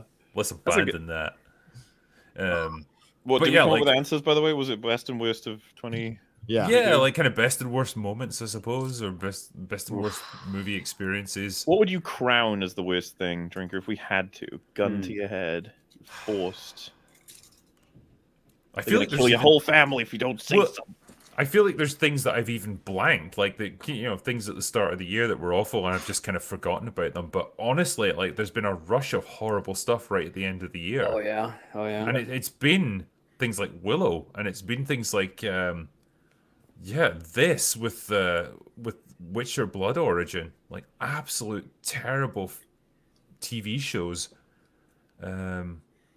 I think Willow could be my worst. She-Hulk is probably a real low point, but I didn't have any investment in that anyway, so it was just bleh, you know. Were you invested in Willow? I had fond memories of the 80s movie, just like I kind of remembered it as being kind of goofy and fun, and it was like there was at least something there, but I think that the whole performance, the writing was so obnoxiously terrible that it was almost worse than She-Hulk, I think. I don't know how to describe it. It's just like every time the characters spoke, I was like gritting my teeth like, oh my god, this is fucking unbearable. With She-Hulk, it was just nah, it was just generally shit. It wasn't the same degree. A lot to choose from. There is, and you can do all different kinds of reasons, because like a lot of people are saying, like, would you just choose MOM then? And I'm like, I mean, it seems to me the most incoherent thing written this year in terms of the amount of failure they made per time. Oh, Resident Evil, yeah. Yeah, MOM the is, Netflix ooh. Resident Evil. Resident God, that was bad. Halo. Oh, I skipped that completely. The Halo show, yeah. Kenobi, cannot forget Kenobi. Oh, And you have yeah. damage it's done to It respect. feels like it was like 3 years ago. That's it. This is the thing that Yeah. I thought that was like the previous year or something. Like Or- it's been such a long year of awful stuff. yeah, because Boba Fett didn't Boba Fett finish in 2022? Like the last episode came out. Was it 2020 or was it December? I can't remember. Because it was really late too, and that Yeah. fucking 1-2 punch of Kenobi and Boba Fett, man. What the hell? Yeah. Jesus. Did Cowboy Bebop come out this year? I think it did, yeah. Oh Christ! We do actually need a list at this point because like some Man, of this I stuff, thought- I'm like, wasn't that like 5 years ago? Because I thought I watched a lot of shit this year, and then all these other things come. I was like, oh, I haven't watched all these other shows that are really shit. It's like, There's so many. That's the problem now. Yeah, Resident Evil is next level. Because again, like I've got a real fondness for the games and stuff, and like still been waiting for that movie or film or TV adaptation that kind of nails the spirit of it, and it's never happened. And we're moving further and further away from it. And with this, it was like, yeah, wow, we're just gonna do the exact opposite of everything that people want. Great, like can't see that going wrong. as I remember, She-Hulk and Rings of Power was at the same time. Oh yeah, that was a 1-2 punch. I watched both of those every week, and I almost ended my life. That was a tough period. Yeah. That was rough. That's the first. Saved a First lot. time I- Actually saved lives, not like unlike the Eternals. No. Yeah. I haven't even watched National Treasure, like, because I hate the concept of it Oh, so dude. much. You're just waiting for the Episode. fucking text reviews. Like next open bar, we're gonna talk about Yeah. that. No. Pretty bad. It's pretty bad.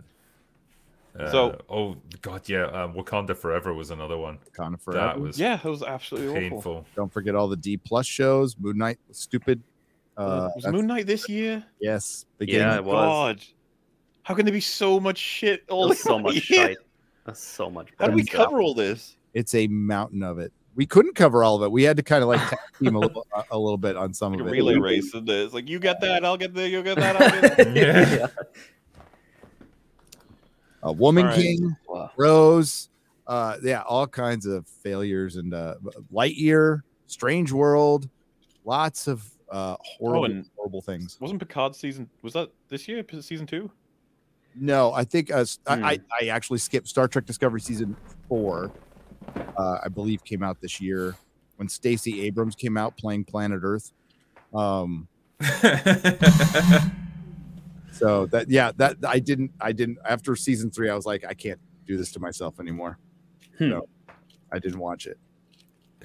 I'm yeah, waiting like for Picard season 3, which is in 2 months. Oh, Rob keeps going on about how it's the most amazing Star Trek thing that's been made in 30 years. Like, I want to believe him, but damn, like, you're going to have to go believe. something to win me back. It's got Girl Hitler in it, and it's got Robbie.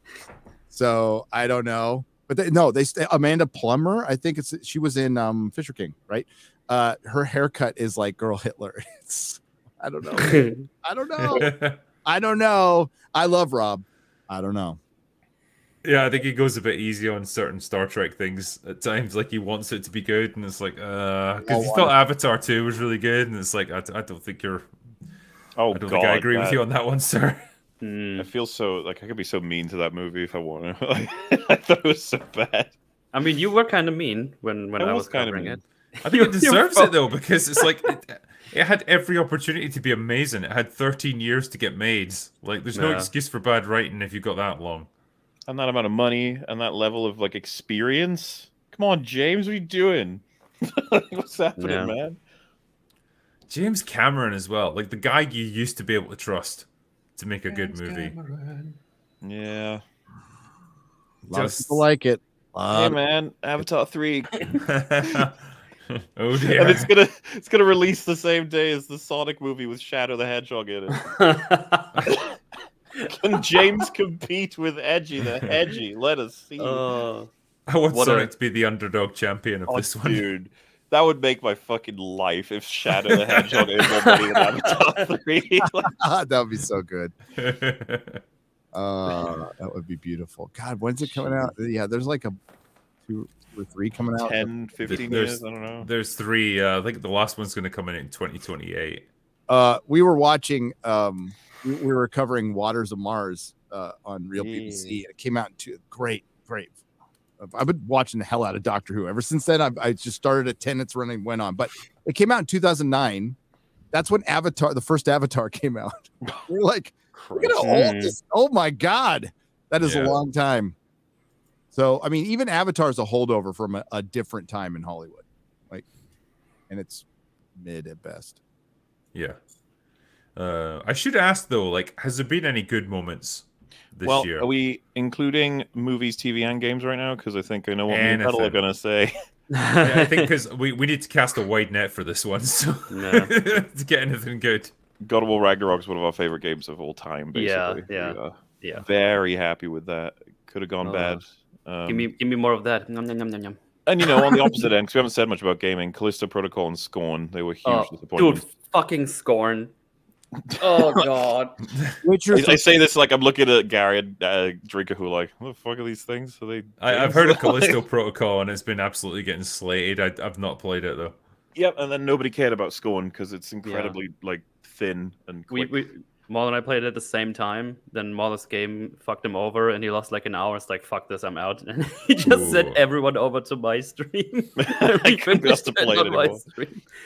And yeah, when we finished that game.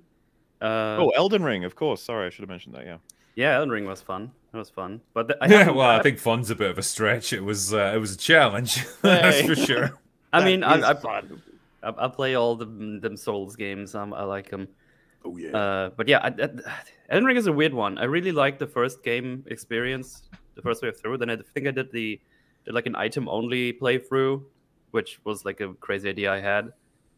And since then, I haven't touched it again because I just thinking about it, it's like there's no bosses I really want to fight that much, and there's a lot of bosses.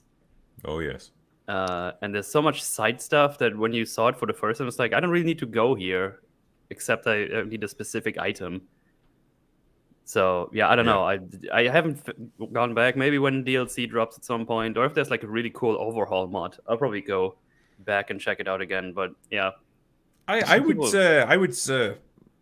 As a bit of a contrarian view as well, I would hold up Horizon Forbidden West as a pretty good game. I enjoyed that. It gave me pretty good. Yeah. As an open world game, I thought it was pretty rewarding to play. There was a lot of like actual enjoyment to be had just from exploration. I thought the story was pretty decent. Really disappointing ending, but that's just something that happens occasionally. But I love the world that they've created. I think the characters are generally pretty good, and I think overall, I think it just got really overshadowed by Elden Ring, unfortunately. Yeah, it was probably not a good move putting that out at the same time. But that's a general. In general, I need to play those games. I haven't touched them at all, but I always wanted to try them out. Definitely play the first one before you go into Forbidden West. Oh yeah. That one is on Steam by now, I think. So Gary, as on PC even. As a veteran gamer, would you like to? Yeah, really like that Witcher 3. Not down with their door design though. It's completely unintuitive. Famous flaw for the game series. Yeah, but it's not bad. It's not bad. Fun story. Really fun to play when your shitty controller is drifting. That makes it got a little motion sickness, but it was all right. Yeah, had a good time. Sweet. Nice. It hasn't all been terrible on the movie front either. You know, we've had The Northman, which I thought was really good. I enjoyed that movie, yeah. I had actually trouble getting a screening in English over in Germanheim for a while. Okay. Because it was just, I was just cocked up with all the Marvel stuff because they had to do all these ones. So there was no space for an OV viewing in English. So that was annoying. So I had to wait like a week or two before I can watch it, if I recall correctly. Okay.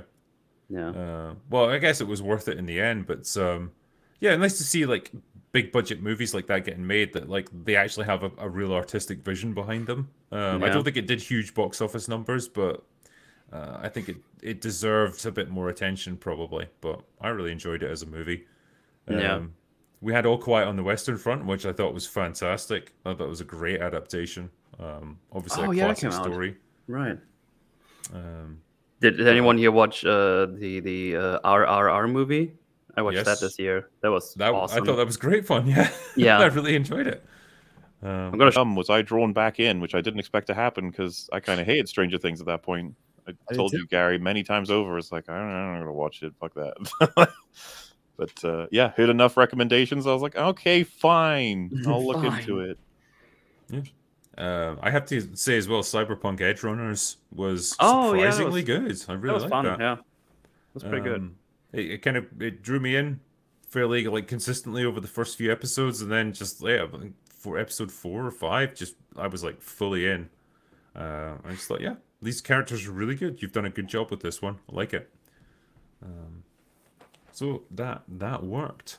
I'm trying to think if there was anything else. Was Midnight Mass this year?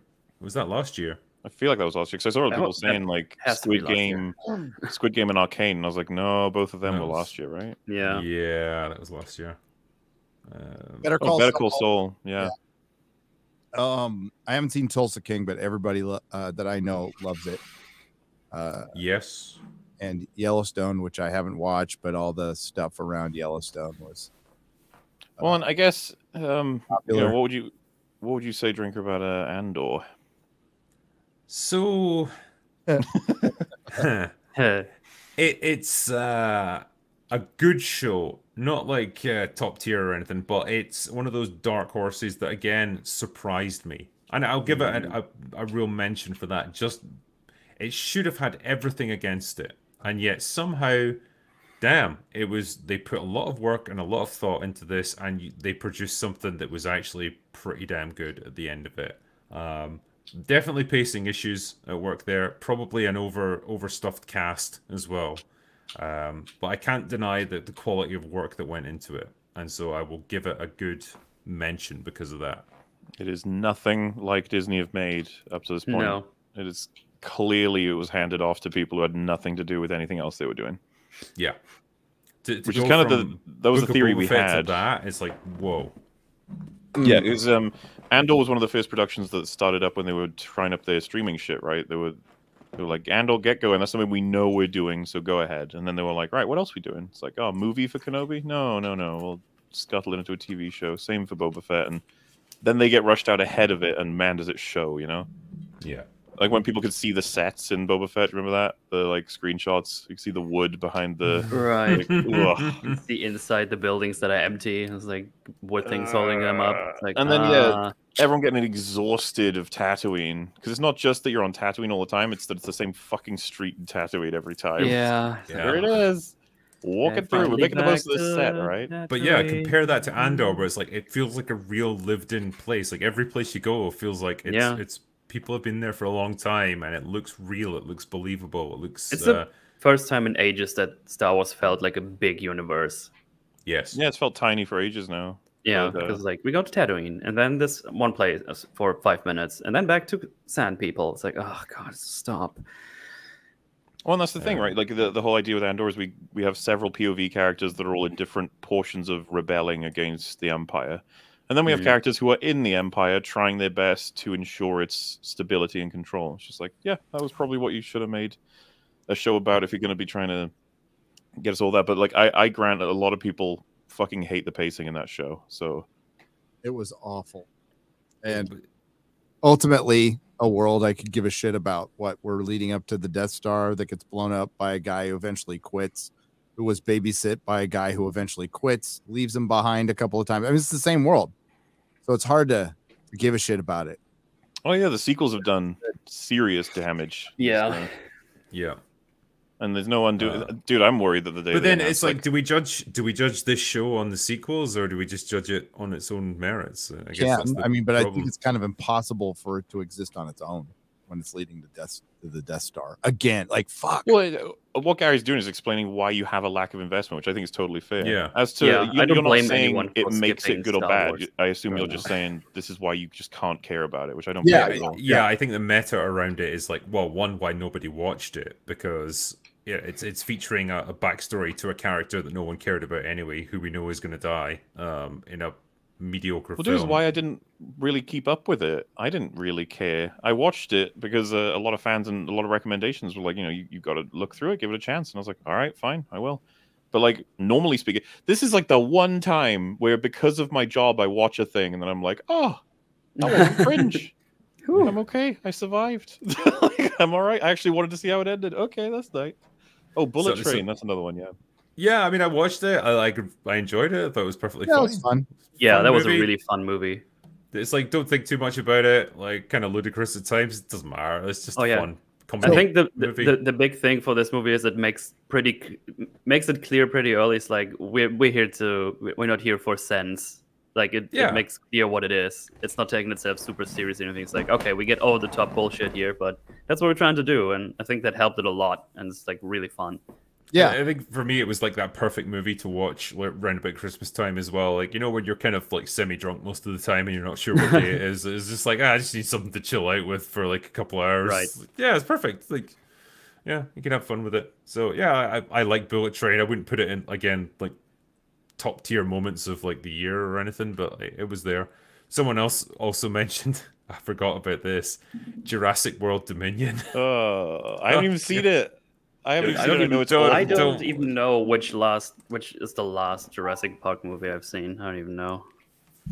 Jurassic World Dominion is... You just turned on the TV, didn't you, Mel, by accident? I think the TV just turned on. I scared the fuck out of me. Holy shit. That happens. Yeah, it does. I don't do that anymore. Even though if I leave the door open to the room I'm in now, it will hear me sometimes and turn on. That TV is crazy. So have fun with that. Yeah. What's the best superhero movie of the year? Oh. What about choices? MCU, Black Adam, the Samaritan, I guess. That might be the best. I didn't see the Samaritan, so and the Batman. Okay, well, the Batman is better than Black Adam, and Black Adam is better than all the MCU stuff, so I guess it's the Batman. The Batman, yeah. Yeah. I'm trying to think, was there anything else? Is there any competition for that? I don't think so. Was No Way Home out this year? Was that last year? Tail end of last year? Yeah. I mean, it bled into this year, but it was technically released in 2021. Yeah, it's got to be the Batman then, I think. The Batman, 3/4 of a good movie. Yes. So, yeah. If you cut out that last half hour, it would have been fantastic. Yep. Yep. That opening 10 minutes, man. That was like peak. Fucking loved it. No, that was like they were really kind of trying to home in on the animated series, which is what DC should have done from the beginning. Is like emulate Justice League Unlimited, Batman the animated series, Superman the animated series. Just go in that world and adapt that. But the thing is, now we've got a DC that's I can charitably put it as completely and utterly fucked. Which is just like nobody knows what's meant to be happening with it. Everything's getting cancelled left, right, and center. James Gunn's come in with his new plan. God knows how long he's going to be there for before, you know, they have another change of leadership at Warner and like a whole new bunch of people come in and have a whole new set of plans. It's just false start after false start with DC. I'd love to believe that James is absolutely going to turn it around and make it into like what the MCU should be by now, but man, he's got a hell of a job ahead of him. Not to move us in any particular direction, I just find this absolutely fascinating. Apparently, Andrew Tate recorded a video to like hit back at Greta Thunberg, and because of a pizza box he has in the video, Romanian authorities were able to find out where he was, and they've arrested him. For what? What's he under arrest for? It relates to an investigation for human trafficking. I just can't believe a fucking pizza box gave it away. Yeah, that's kind of funny. There's like a QR code you can scan that he's got in view, and they figured out what the joint was, and then they would have. Damn. I guess he's in Romania. In I don't Romania. know. I actually don't know. Yeah. I can't believe this is something that happened. Wow. All because he wanted to dunk on Greta Thunberg. Oof. Because it was just like he walked right into like the world's most obvious gotcha, and like she hit him with it, and like, obviously got a ton of traction, and you could tell how butthurt he was that he had to make this fucking response video to it. It's like, God, just laugh it off and let it go, dude. But like, can you get burned harder? He's gotten arrested. Damn. What? Yeah, I know. I just read it. I was like, is that seriously what happened? Is this real life? What is with the writing of 2022? I'm not saying guilty, but Mr. Alpha Dog is human trafficking. Like that's what it says. I don't know. He's under investigation. Was he just getting some hookers? I Was he literally like, have no clue. I don't know anything about this. That's been a thing that's been going on for a while. well, Nobody, I don't in know. Romania, yeah, it's a bit of a problem there. No, I mean, Ukraine- yeah, I think, maybe in I think general, Andrew's but had then- a few like run-ins with the law on this Yeah. stuff before. Oh, he Like has. that's the whole reason he's in Romania, is it not? Like he was, you know, based in the States and he was getting too much heat, so he moved to Eastern Europe. What Yeah. a wild, like, seriously, which writers did they hire for 2022? Because they've been doing some crazy shit. That's good. Up and They're on downs cocaine, everywhere. guys. Honestly, make a movie about Andrew Tate. It would be more entertaining than most of the stuff they put out in Hollywood. Damn, man. That's crazy. You can't make this shit up. Yeah, I mean, like, honestly, the best thing has been YouTube content. The YouTube content has been chef's kiss this year. So much good stuff. Well, how many careers has it launched? You know, I guess we all kind of come from that generation of YouTubers that came up in the wake of Last Jedi and all that good stuff. But yeah, how many more people have been launched because of Rings of Power or She-Hulk? Right, yeah. You know, and it's Brew. yeah, like Little Platoon. Like he's Yeah. been on here a few times. Like he kind of got noticed because of that, and yeah, it's making careers. Like keep it coming, Hollywood. You're fostering a whole generation of like reviewers and ultimately like writers, critics. Maybe like they're gonna do other stuff beyond that. Like it's creating opportunities left, right, and center. Yeah, for people. it's a whole subgenre on YouTube, a whole creator economy, and it's just based on honesty. With most, it's based on honesty. Just like I really hate this thing. God, I was pleading in my videos before Rings of Power. I'm like, just adapt Tolkien, okay, or don't do it at all, or just don't do it at all. I mean, that's an option too. Well, that's the thing. When you say adapt Tolkien, they're just sitting there like, "Oh, we'll adapt it." Oh yeah, careful. Based on Tolkien, yeah, that's what they go with. But I hate that shit when it says based on the works of. It's like, don't you? Don't touch it. Yeah. I mean, in terms of like, because well, we're almost into 23 now. Like, where do you guys see this shit going? A year from now. Did you see what's coming out this year? I don't even really know what's coming I've got a countdown clock for the effing Marvels. I cannot wait for that movie. That is my but it's bad. It is like the big Marvel movies are the Marvels, Ant-Man and the Wasp. The Marvel's box office is going to be a big interest to me. I really want to know if that one will be the one that bleeds hard. Yeah. They're gonna have to release the trailer. I can tell that they're reluctant to do it because they know it's gonna get ratioed. But Agatha Harkness, Echo. There's they delayed the Echo show for a year. This feels like the fumes of a crazy idea they had, and that they had to actually follow through. Because like you look at it now and you're like, guys, you need to make some money. You can't be throwing this shit out. Like, what are you doing? The Harkness TV show? What the fuck is that? Well, I could see that if they were producing hit after hit at the box office. Yeah, it's like okay, you can afford to splurge on like stupid vanity projects like this. Deadpool 3 is not till year after next. And see that movies like No Way Home, you're like, oh, those are the ones that make up for all your insane ideas that go nowhere. I see, but you don't have enough of them. They're not releasing enough of them. They're not making enough of them. It's not going to happen. Yeah. If they really, because they clearly thought like, maybe Doctor Strange 2 will make what No Way Home did. It's like, no, why would you think that? No. Yeah, and like, do you think there's a lot of enthusiasm for Quantum Mania? No. That one, that's another one that could bleed hard, but it could also make some money. How do the Ant-Man films typically do? I don't even remember. Not great. They're like lower tier Marvel. And to be fair, you can't even judge Ant-Man and the Wasp properly because it takes place. It's in the era between, the two Infinity War Endgame sort of place. Anything released then, you can't really learn anything from. Because I even remember people being like, "Wait, so how many scenes in this will matter to Endgame?" But it's like none of them. There's none. You're like, "You sure? Not even the after credits? Do I get to see any characters?" Guardians 3. Guardians 3. Guardians 3. Yeah. That's going to be the only half decent one, I think.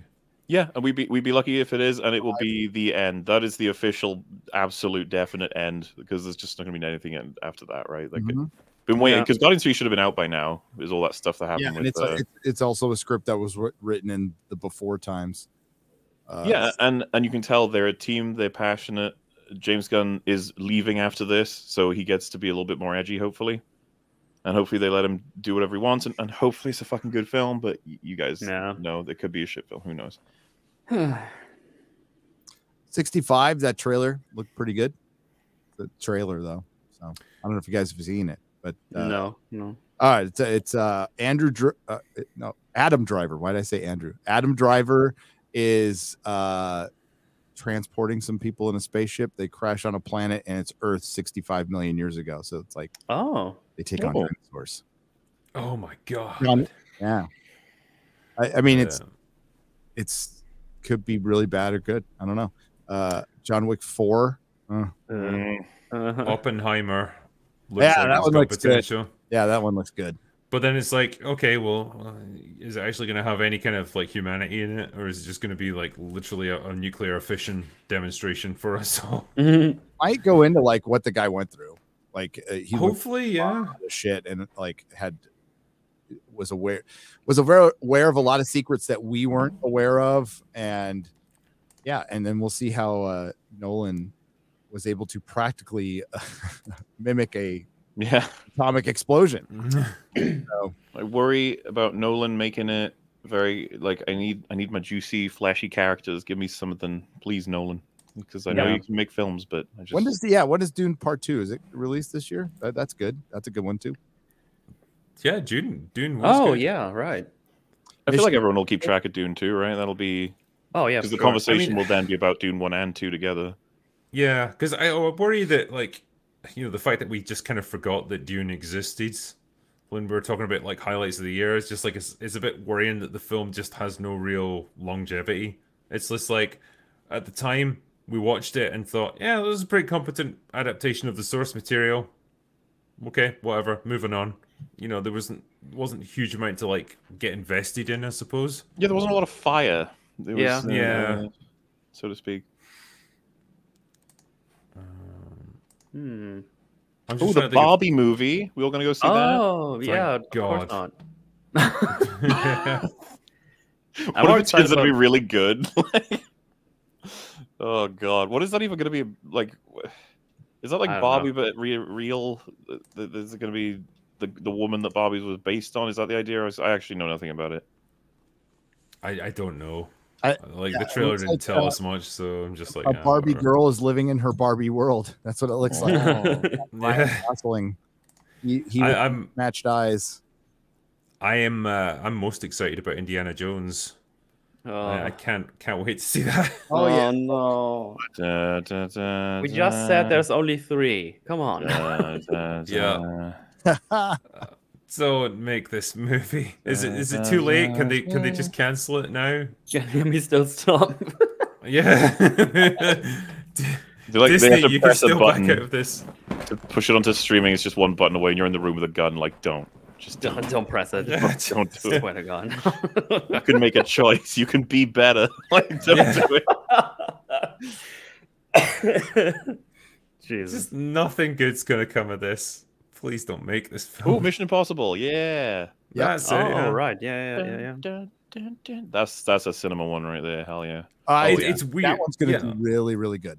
It's gonna do. It's weird because normally, like, you get those ads on Twitter, and it's just like, oh, you'll see this behind the scenes element from a movie, and most of the time you just skip past it because it's pointless. With the Mission Impossible ones, it's like, oh, okay, I get to see a practical stunt getting actually made, and it's genuinely interesting, and I'd like to watch it. And it's like long ass ramp they built. I was like, jeez, that took a lot of work just to jump off of it. So you have a scene. Good shit. Venture Brothers final. It's a movie. It's that ends the series. I believe is coming out this year. That's the one thing I'm looking forward to the most. If you haven't seen the Venture Brothers, have a treat. It's on Hulu. It's fucking hilarious, and it's so well written. One of the best shows ever made. So we got plenty to look forward to, but also plenty to dread. Yeah. Oh yeah. I mean, like we were talking there earlier about how this feels like the year when everything Hollywood's done like that they've been trying to push for the past several years has kind of come crashing down. Will next year be anything better? Will we start to see an improvement, or are we still in this phase of like, well, it's gonna have to get worse before it gets better? I think we're in the it's getting worse before it gets better. But but you're already starting to see like some companies change their philosophy, and this goes to, and some are going to fail. Hollywood's contracting right now, so it's going through its little shrinkage that anything does when it goes digital. There was a conversation with Dave McKeon that Robert Meyer Burnett posted on Twitter. That was a conversation about AI, but that conversation could be made about streaming. It's about technology changing and things getting streamlined, and people are going to get fired. They need less people. They've got too many people working.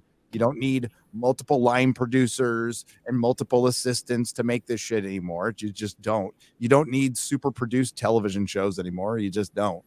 And quite frankly, they're still going to focus on streaming because they went all in. And the only way that survives is a few, maybe like 4 or 5 will survive. And then the other companies will figure out, oh, maybe it's just easy for us to make shit, and we'll license it to the streaming services that survive. That is probably a better plan. And Sony's already doing that. Like Sony was way ahead of that. They failed with their PlayStation Network or whatever, and they like didn't want any part of it. So Sony, Warner Brothers has HBO. If they can survive, but like these companies aren't solvent. We need to think about a lot of the big companies in Hollywood aren't solvent. Disney massively in debt. Warner Brothers massively in debt. And, you know, who knows with Netflix. Amazon doesn't need it. Like making TV and making content, that's what it is. Making content is just kind of it's a hobby for them.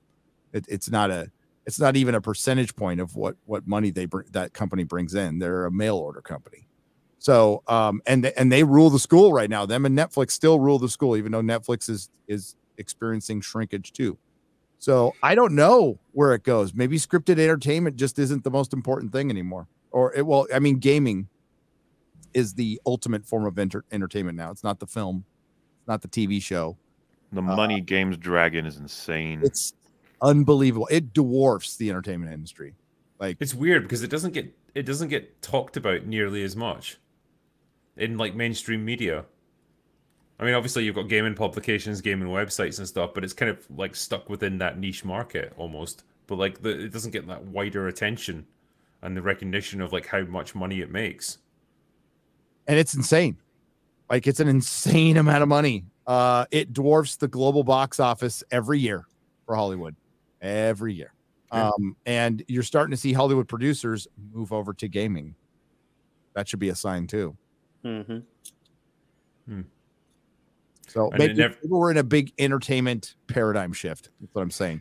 We've never been able to shift the other way, though, have we? Like, you can never do an adaptation of a video game and make it actually good.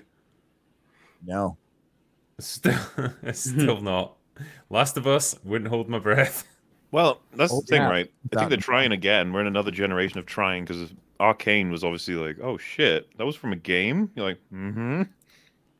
Right. I mean, it was, but it was pretty, like, tangential, wasn't it? Like, a lot of the inspiration, a whole new story around it starts with League, and a lot of the spirit is there. But yeah, they've obviously changed a lot of it, and the reason the fans are okay with that is because a lot of it is improvement. But I still think it's a sort of a sign, because Cyberpunk Edge Runners, that helped revitalize Cyberpunk the game, right? Mm.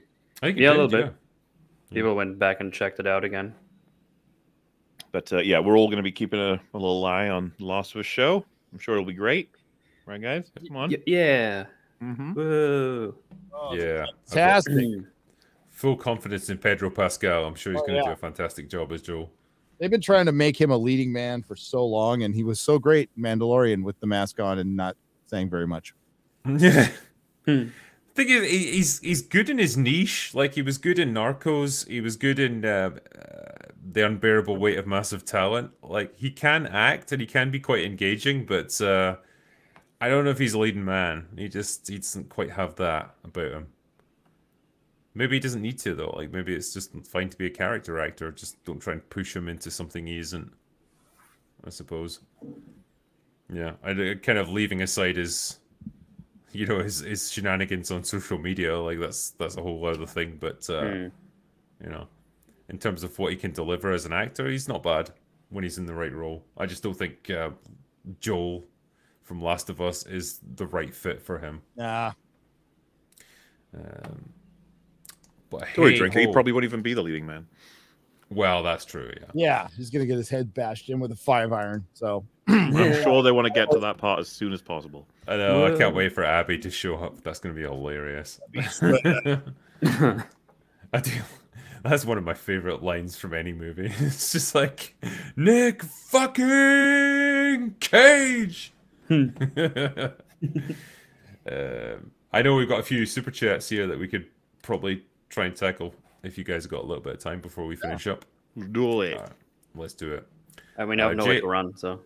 Yeah, you're stuck in that bathroom metal. Did you get that beer, by the way? It's already empty. I need to grab a new one. Oh, okay. JS Pena says, old news at this point, but you continue to surprise me. When Emily Booth said that she liked Cruella, I expected you to tear her apart, but you kept your cool. Yeah. What can I say? When you've got a guest on and like you're having a nice cordial conversation and they mention that they really like a movie that you thought was shit, I don't know. You've got a choice. That's a choice moment in your life. You can either start an argument that will go on for like the next 20 minutes, or you can just let it slide. And you can just go, oh, wow, really? Really? Yeah. That's great. That's just great. In an otherwise like swimmingly nice interview, I thought I would just let that one go and just move on. So that was my choice there. Chucksenhausen said, easily the best part of 2022 for me came back in January when I got to join you guys for Happy Hour on Cobra Kai, a top 10 moment. Just got to ask, I was waiting for Season 5 Happy Hour, by the way. How legendary was the sword dagger fight between Terry, Silver, and Chosen? It was arguably one of the best fight scenes and had me on the edge of my seat with minimal jump cuts. I love it when the actors are allowed to act it out. Just hash brown legendary. That was a great scene, yeah, because both of the actors, I think, are really good fighters in real life, apparently, so they could do decent choreography without having to do constant jump cuts. And I don't know, man, it had been raised to that point where it felt like people, either one of them could have died at that moment. I didn't know which way it was going to go, so it was a nice, tense scene. I liked it. I hear a beer being opened somewhere. Yeah. There we go.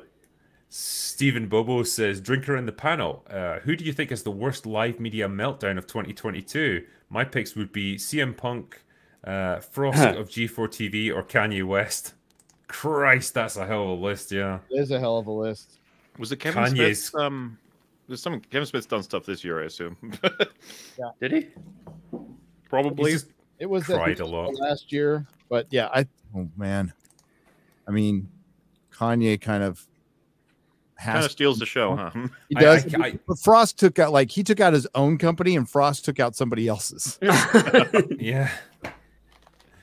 Frost is more pathetic, but Kanye is just like, that's like focused. I'm going to destroy myself, and I've never seen someone self-destruct in real time, like in such a spectacular way as that. That's next level.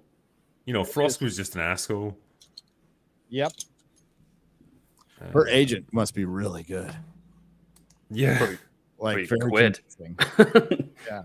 I mean, has she moved on to something else now, or is she just kind of gone radio silent? That is a good question. I'm not. Who in the hell would hire her? I know that it's a tough thing to put on your resume. It's like, well, maybe she'll be on the next season of Rings of Power. Gary, she could be the Witch King. She could. She could have been one of those one of the Nas girls. She could be one of the Nas girls. Oh yeah. Oh god, I don't want to think about that. That was a great idea. This is a two-parter from RRTNZ. Said, Hail Drinker and the team. The VIP lounges have been a massive highlight for me. As a comic fan, hearing Mark Miller's insights was awesome. Sam Jones and Mark Ralston were just as enjoyable. Hope you do many more of these. Thanks for another great year of great content. Have one on me. Thank you very much, man. And yeah, the VIP lounges have been great fun to do. That was legendary having Mark Millar on. He was, great great guy to talk to. We just got more drunk and more Scottish as the night went on. Awesome. It was great fun. But yeah, he's just really down to earth dude. So fantastic to speak to him. Hopefully we'll do more in the future. But yeah, hopefully I'll have more VIP lounges lined up soon. George Watkins says, if Sean Connery had been cast as Gandalf, hobbits always whine about their best. Wizards go home and fuck the elf queen. What could it be? Man, I know he turned that down, but Sean Connery as Gandalf. I just can't imagine it. I honestly can't. Some of the lines that Ian McKellen delivered, like, I can't picture Sean Connery doing that. No. Yeah. All due respect. I just love this idea of him being on set and he's got no fucking clue about what Lord of the Rings is, and he doesn't understand the books or anything. He's just like, yeah, this seems like complete pish. I think that would be his attitude for the whole thing. But you're all trying really hard, so make me feel guilty. RRTNZ also said, also it was great to see Last Action Hero and Cobra Kai get the respect that they deserve. Hope you get some more happy hours with Dark Hour and Chuxenhausen. I will certainly do that. Yeah, so a nice chat we had about Last Action Hero, actually. A weird movie to review. It was one of those ones that still divides me to this day, but I feel like there was a kernel of a really good idea there. It just wasn't quite realized. Was that the one where he gets out of the movie into the real world or something? Yeah, so he's got like a magic ticket that gets him into movies. Right. You know, he transports himself into the movie, and it's like he gets into his favorite action series with Arnold Schwarzenegger. Yeah. And of course, there's a lot of puns about like all the kind of tropes of Hollywood action films. You know, how everything's really convenient and all that sort of thing. Yeah. And then Arnold comes with him into the real world, and it's like, you know, suddenly shooting a car with a gun doesn't just make it instantly explode and all that sort of stuff. And it's like, you know, there's lots you could do with that. It's a really cool concept. It's just the movie doesn't really do it justice, and it's. I think I watched it when I was a kid.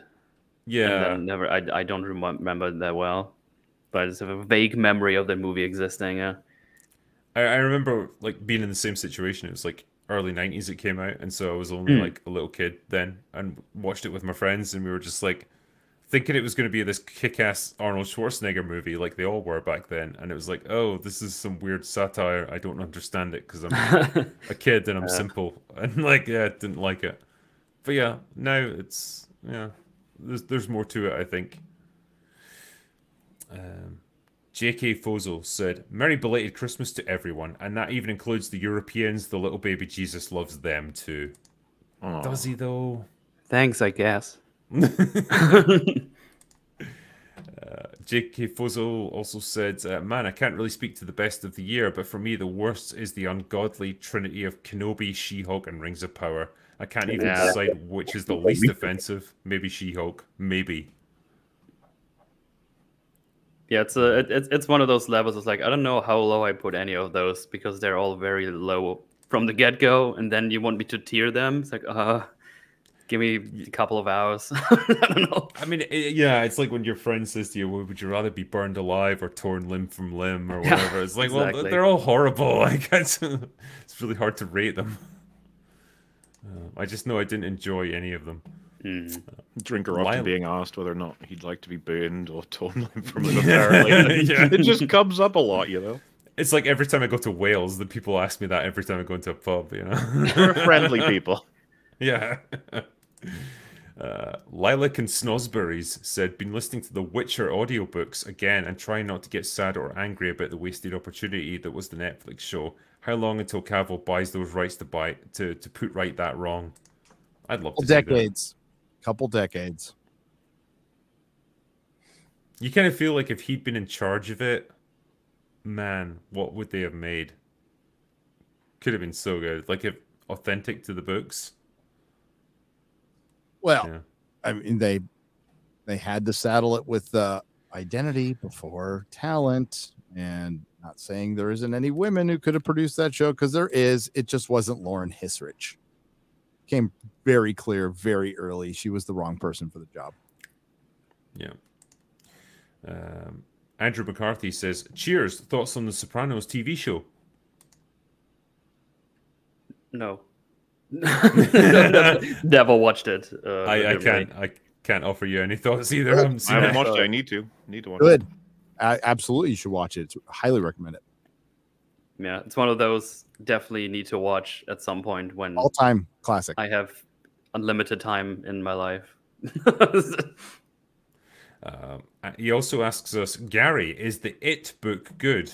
I assume it means Stephen King's It? Yeah, I liked coked out Stephen King. I did. I enjoyed it. I like Dark Tower series that is really good. It is good. I read it in a day. Damn.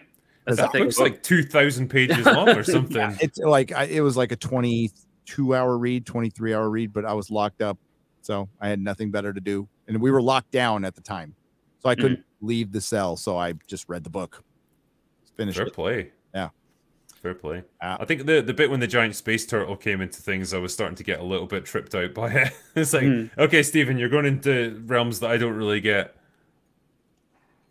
I always kind of interpreted that's how they were interpreting it, but I liked it. But I mean, I haven't read Stephen King in a long time.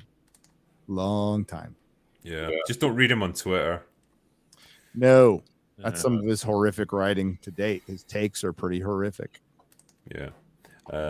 He also says best movie Top Gun. Yeah, fair play, man. Unhinged says, at work and forgot my earbuds, so I can't listen, but I'm going to force my love on you with dollars anyway. Well, I mean, that's the best kind of love, really, isn't it? Andrew McCarthy says, Gary, soon I'm getting Andrew, all will fear me. Oh, Nice. Good. John Orchard says, here's some money from the tip jar. Cheers. Let the consumption begin. Well, it's already begun. Thank you. Over there. Bull Moose says, anyone looking forward to The Whale was the most anticipated movie of the year? I want to see it, obviously, because it's if you guys remember, there was like a standing ovation for Brendan Fraser for like 8 minutes or something. It was long. And yeah, the man he deserves a break. And if that comes in the form of me watching that movie just for the view or whatever, then sure. Yeah. But as far as I know, he does really well in it, so I'd like to see it. Yeah. Have you seen the trailer for it? I think so. I'm just waiting for when I get told that it's available, I guess. Yeah, pretty much. I watched the trailer and I was slightly nervous about his performance. Only from the point of view that just from the things that they showed in the trailer, it seemed like a little bit like over the top and hammy, but could just be they picked the wrong samples or whatever. You really have to say hammy about fat people, really? I chose my words wisely there. Overall the movie was too the pacing was bad. It was kind of flabby. What can I say? That almost went on my laptop. Kevin O'Neill says, I couldn't make it past the first episode of Witcher BO. At what point do these shows count as art desecration? Aren't there penalties for that sort of crime? There should be, I think. There used to be. Nobody involved in the Witcher franchise should ever freaking work again. Yeah. I think it was Friggy that said when we were watching, I don't know, I'm trying to think of when this came up. Ryan Johnson was the topic, and he said that man should be in jail. I was like, I was like, what? Why? And he went, he murdered Luke Skywalker. But there's a sense of you did do some serious. It's like spray painted bullshit onto the Mona Lisa. You shouldn't be able to do that. He did it. The thing is, I don't just blame him. He was enabled by hundreds of other people who went along with it. Of course, it's hyperbolic as hell. It's just there's an underlying sense of how can you get away with that? You killed George Lucas can get all the credit, then so can Rian Johnson, and that's what he's bitter about. But then Netflix still gave him almost $500 million to make a couple of Knives Out sequels. What a bunch! Insane. Well, have you seen one of the newer comments from Rian Johnson about TLJ? He said that what he loves about his films is instead of them leading into something else or being a part of a franchise going forever. And I was like, oh, okay, all right. He goes, I like my films to, be a thing on their own, to have a start, middle, end. And I wanted a really good ending. That's why I basically had the story end in my film that was in the middle of a trilogy. It's like, Man. what? And like all the people commenting on it who aren't even like anti-TLJ were like, that's a weird attitude to have when you're setting up another film after you to just sort of end the story. Hey Ryan, can you make the second movie a no trilogy? Yeah, sure, I'll make it end there. It's like, no, hang on, wait, trilogy, trilogy. But then the whole studio saw what he made. And, like, nobody thought to themselves, hey, this is going to make it really difficult to make a third movie. Just, nah, okay, it's fine. I don't know, man. I really don't. You think that of the people there who recognized what that thing was, they were like, oh, God. Let's just hope we somehow steer clear. Like, let's just, whatever. This dude here, like, just sums it up perfectly. It's like, he knows exactly what he did. He knows how many people he pissed off, and he loves it. He relishes the hatred. There's that quote. It went around a lot where he says, if people don't hate my movie, I don't think I've done the right thing. Like, I want people to love it and hate it. Yeah. I'd love to spend some time inside the mind of a person who loves TLJ. Just, Let me see what's going on there. I'm curious. Yeah, it's just like, I think it's not even angry at them. It's just like interesting to pick it apart. It's like, okay, clearly you see the world in a very different way from like normal people. I just want to like experience that for a little while. Go out and suffer some irreversible head trauma, and you will know. Yeah. I'm just gonna run into the wall a couple of times. Yeah, see what happens. You'll be at least halfway there. Yeah. James Moore says someone played the Moonbase Alpha version of the song "Gary Come Home" from SpongeBob. Maybe then he'll show up on time. Ooh. It's mainly the doors. We just got to sort out the door problem. I know. Once he finds a way to get into his office to do this stuff, it's all right. Chester of Roanoke says Boomer Gary doesn't know the 3 seashells work. Oh shit! He obviously does. We all do. Wow. Yeah, clearly. We know the seashells. Dante Gray says Lars von Trier's The Kingdom series 3 is great. It has Willem Dafoe and Udo Kier and is, like everything von Trier, extremely anti-social justice crap. I'll take your word for it. The Astro Nerd Boy says Merry Christmas and Happy New Year to all. Thanks for watching the crappy shows that should be good so that I don't have to. I like to think we've saved people a fair bit of money over the years with what we've done, if nothing else. Yeah, I think so. More importantly, time.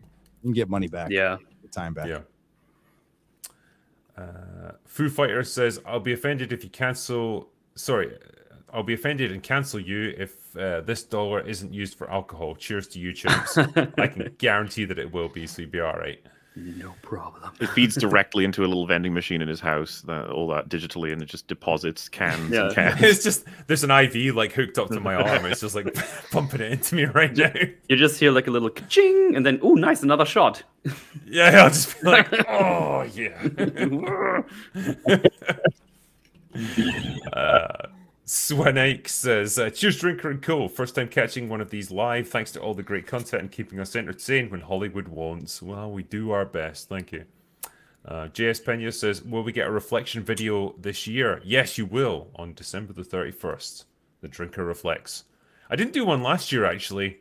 And I'm trying to remember why. I think I did another one just before it, and I just couldn't be arsed making another video on that point. Simple as that. Yeah, pretty much. Like, we're all human, eh? I've only got so much. Yeah, I've only got so much time and effort I can put in. But hey, I've got a little bit more time this year, so I should get one done. Party CV says, MauLer, call Metal into the room to say hello. Well, all right.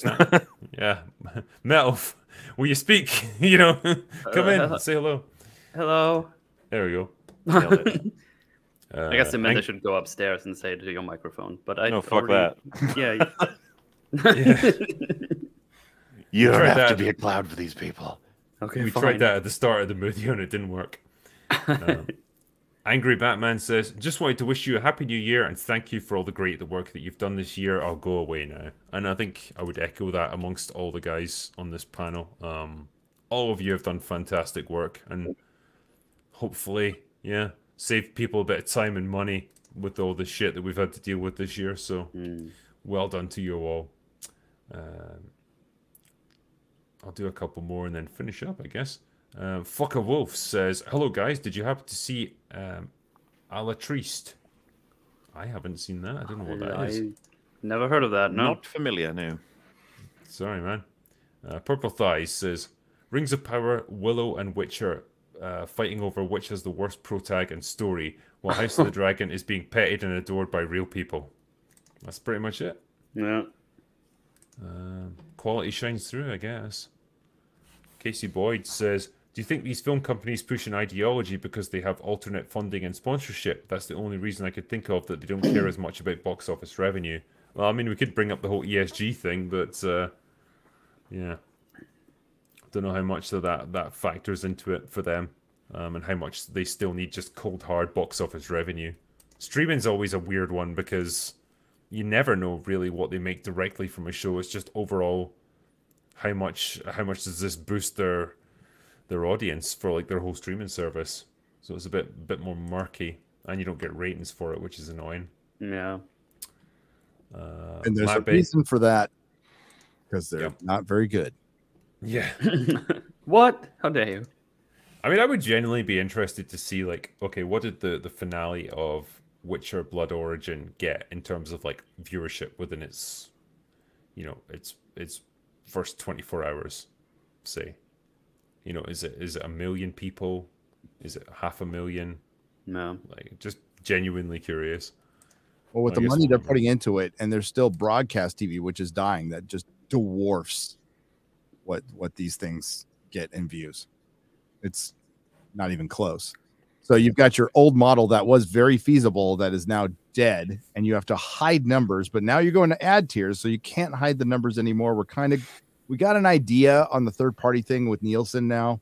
It gives you an idea, but no way in hell does a million views, a billion minutes watched, or justify $1 billion show. $1 billion show, 100 million views, which is what Amazon claims, which I do not believe, would not cover that at all. Did you get enough subs to cover $1 billion? Yeah. The answer is no. The answer is yeah. no.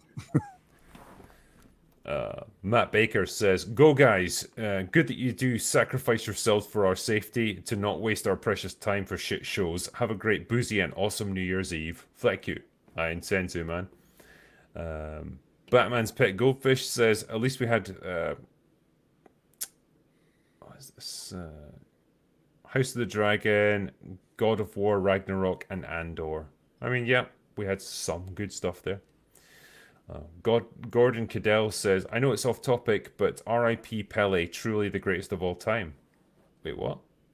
Pele, the soccer player, died. Just passed away, did he? Yeah, today. Holy shit. I never even saw that. Yeah. Damn, man. That sucks. Mr. Lucas says, hey everyone, I hope you had a good Christmas. Hey MauLer, you should debate some of your haters on EFAP. It would be hilarious. Bring organized chaos on. I barely have enough time to review this. I'm behind. Like, if they would come on, they all talk a big effing game, but when it comes time to like, hey, let's talk, they well, but like in a lot of them, I got it. Did you see on Twitter, by the way? I couldn't fucking believe what I was seeing. Matt Jarbo, the Boulder Boy, had a go at Robert Meyer Burnett. And Robert said, okay, if you want to chat with me, come on my stream and we can talk. And fucking Matt is like, oh, I can't get on because I've got to look after the kids. What can I do? Can't make it. Rob was like, oh, I can have you on another time and be all right. Fucking backs right out of it. What an absolute pussy of a man. A classic. It was all over a picture he took with me. Yeah. Yeah. Because he's, as MauLer says, friend auditing, like who Robert Meyer Burnett can hang out with. So it's not about that, though. We all know what it's about. It's about envy. It's about clout. Robert Meyer Burnett is a true gentleman. Fine, come at me, come at any of us with any of that shit. But like fucking Robert Meyer Burnett, a racist. Okay. And then, what he did was he streamed against him, I guess. Instead of coming on the stream, he agreed and then backed out last minute and then did his own stream. Typical cowardly behavior.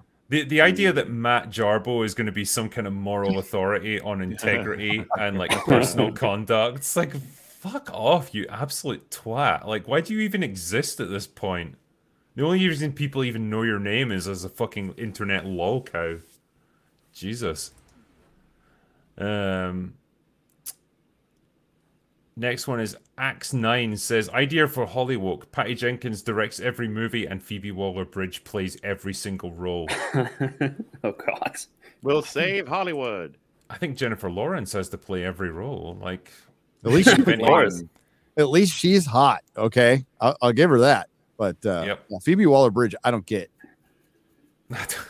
I just don't get. The wiki entries for character development to everyone as well. That's how you learn. Yeah. Just another brunette English chick in a Lucasfilm thing. She's no bra, like we'd say up here. She's no bra. Like, wouldn't dare.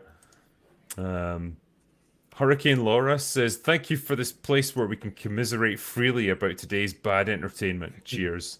Well, we're all about commiserations here. I mean, it's been that kind of year. Shaka, when the walls fell, said 2022 was absolute shite for fantasy entertainment. Then Cameron also comes in with the idea for a Terminator remake.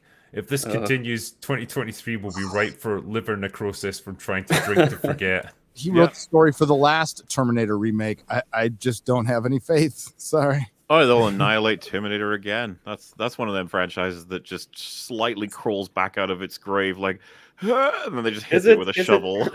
Is it safe now? He just gets shot in the face. Like, no. Yeah, As every time. Razor correctly pointed out, he doesn't have Harlan Ellison to rip off anymore. So I don't think he can make one. I mean, really, Terminator Genesis kind of remade the first two movies anyway.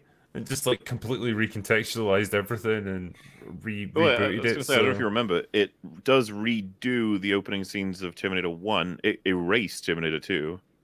Just straight up got rid of it in the timeline. And then it did its own shit and made John Connor a Terminator and the leader of Skynet at that point, like with an infection, which these things, when you write them down on the piece of paper, you need someone to go, no. Don't do that. For John Connor, it's like he's been made the leader of the human resistance, then turned into a Terminator human hybrid thingy that becomes the bad guy, then just got straight up fucking killed in Dark Fate. God, that movie, sorry. That movie was just cope. It was like, we want to kill him and get rid of Skynet and bring in a whole new Skynet and a girl John Connor. That's not what we're doing, though. Trust me. That's not what we're doing. Dude, they look just like that, but it's not that. That one came out when I was last over. We watched it together in the cinema, didn't we? And then the I think we did, yeah. We did the little EFAP bonus God, thing. we just keep watching bad movies when I'm here. What are we doing? I'll make a video on Dogfight one day. There's so many films that I'm like, I'm gonna get you one day. I'm just busy right now. Okay, I'm gonna get you. Eventually, the long will come for you. I want to do a video for all the Terminators, right? Style being like, what a neat movie, and then what a neat movie, and then Terminator 3. Ooh. And then Salvation, we're like, what's going on here? What are we doing, guys? And you go, oh, what's happening now? And then by the time I finish it, there'll be a new one called The Terminators. It'll be old Arnie, CGI young Arnie, and some middle-aged Arnie, and they have to work together to travel through the multiverse and defeat John Connor. Because he'll be this John Skynet, you know? Old Arnie is like, I'll get to the wheelchair. Well, they'll just do what Disney does now. It's like, you know how they're reframing all their villains as like anti-heroes and stuff. It's like Skynet's actually the hero of the whole thing. Like the next movie will be told from Skynet's point of view. Like, I just want to live. Leave me alone. I'm me and you're me. Let me go to an island and just live there. The humans are the real like virus that I have to wipe out. You know? What if Skynet was the good guy all along? Yeah. Well, I mean, the way Terminator has worked out, it was. It really does need to kill everybody. Skynet, come on. Hurry it up, dude. Hold on. I'm rooting for you, little guy. We're ready for Judgment Day. Blue Team Epsilon says, hello, Drinker and Company. I didn't get the chance to say this on the last open bar. The accents in Willow aren't American. They're Southern Coastal Metropolitan Californian. They're very different things. I mean, yeah, I guess. Like Does California's. Southern California have an accent? I don't know. I'm from there, so I wouldn't notice. Yeah, they all sound like Gary. I don't know. Just a bunch of you like running around. I mean, I'm pretty sure California's in America as well. So I guess, barely. yeah. I mean, it's questionable at this point. Yeah, culturally, not so much. Yeah. Aidan Kerrigan says opinions on Mad God by Phil Tippett. Only heard good things. Don't It's know like anything about a it. huge stop motion sort of movie that's been many years in the making, from what I understand. Nice. The Danish says, "Hey Drinker, big fan from the land of the Vikings. Thanks for making it less of a headache to point out how bugged up the world of modern entertainment is. By the by, you owe me a beer for this post." And that was for 200 Danish krona. I don't even know what that equates to, but I'm sure it's the cost of a beer, probably. Thanks, man. Mr. Left Turn says, "Here's to another great year of content from you gents. So glad Drinker enjoyed Top Gun Maverick as much as he did. By the way, MauLer, I've always wondered, what microphone do you use for your videos?" AT2020, the one that Drinker's using right now. Yeah, see it there, is there? It's But lovely. currently I'm using a Shure microphone. Metal's on my old AT2020 now. Sure am. So the next video from me, you will find I'm on the new mic. Shy says, "Hey Gary, have you seen Andor? And if so, what are your thoughts on it?" I saw the first 3 episodes, thought it was boring, and I stopped because I don't care about Star Wars. Yeah, not really into Black Bills, but I'm over Star Wars. I cannot be bothered about it anymore. Fair play. You're not going to watch Mando Season 3? Wow. I've heard that Oh, the God, I'm Mandalorian gonna- girl will be in it. I've heard maybe Boba Fett will be in it. I had to be peer pressured into watching Obi-Wan. I'm sorry. Yeah, I'm sorry. That was pressure it. should not have been Obi-Wan. applied. was it. That was like, ooh, this is dead. This is deader than dead. Carnage says, "Drinker, how big of a mess will the Last of Us TV show be? Also safe to assume that they'll change Joel's story to him being angry at himself because he's a terrible father and cisgendered white male." Probably, yeah. And I imagine he'll get killed off pretty quickly so they can make way for Abby. I was about to use the word worried. That's not the white word. I'm concerned that what we'll have is the Fireflies will be portrayed as strictly good, and he'll kill them all and save her, and then you'll be the bad guy. Like, she'll maybe even know the Prestige is going to happen and agree to it this time. Like, they'll change the fuck out of that ending in The Last of Us 1. Yeah.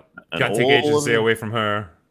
Yeah, and everyone's Can't going to do be that. there to see it, and we've all got our eye on it. Like, you know, the testicle approach would be to keep it the same, but you don't have those, so never mind.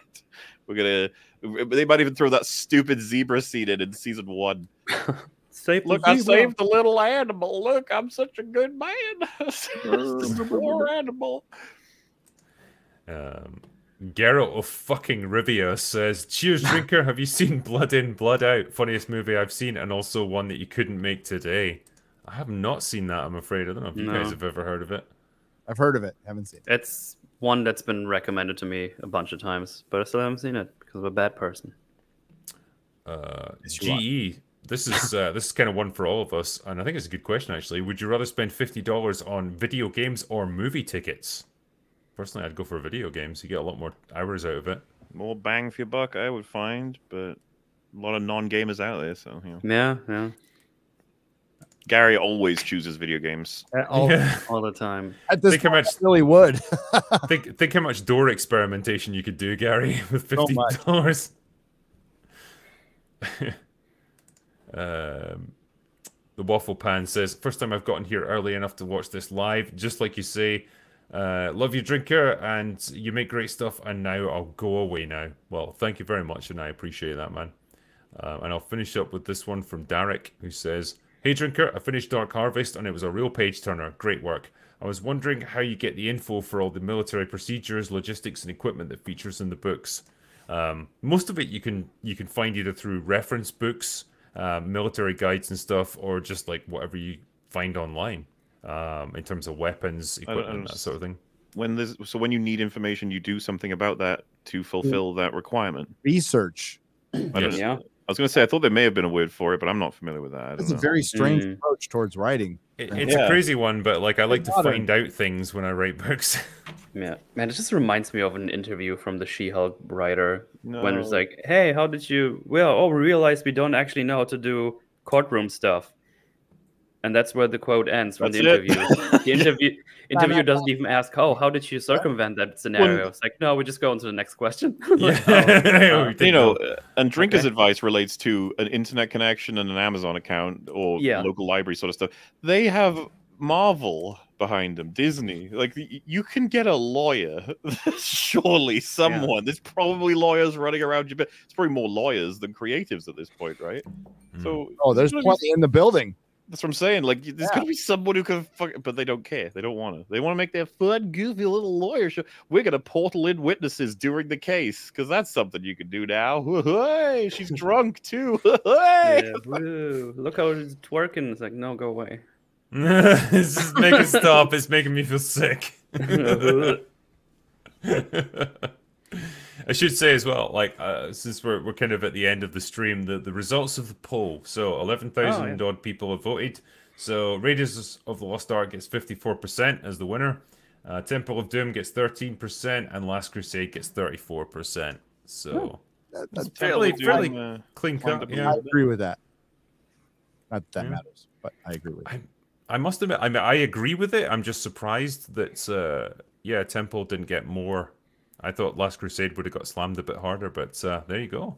I was expecting more of a 50-50 with 1 and 3 in the Temple of Doom to be slammed down, but at least 11% of the audience actually take Temple of Doom as their favorite, which I don't come across many people who think that. But hey, you know what? You're all out there, and that's you. That's wonderful. It's beautiful. As long as you're picking 1, 2, and 3 over any other number, let's just say that. Yeah.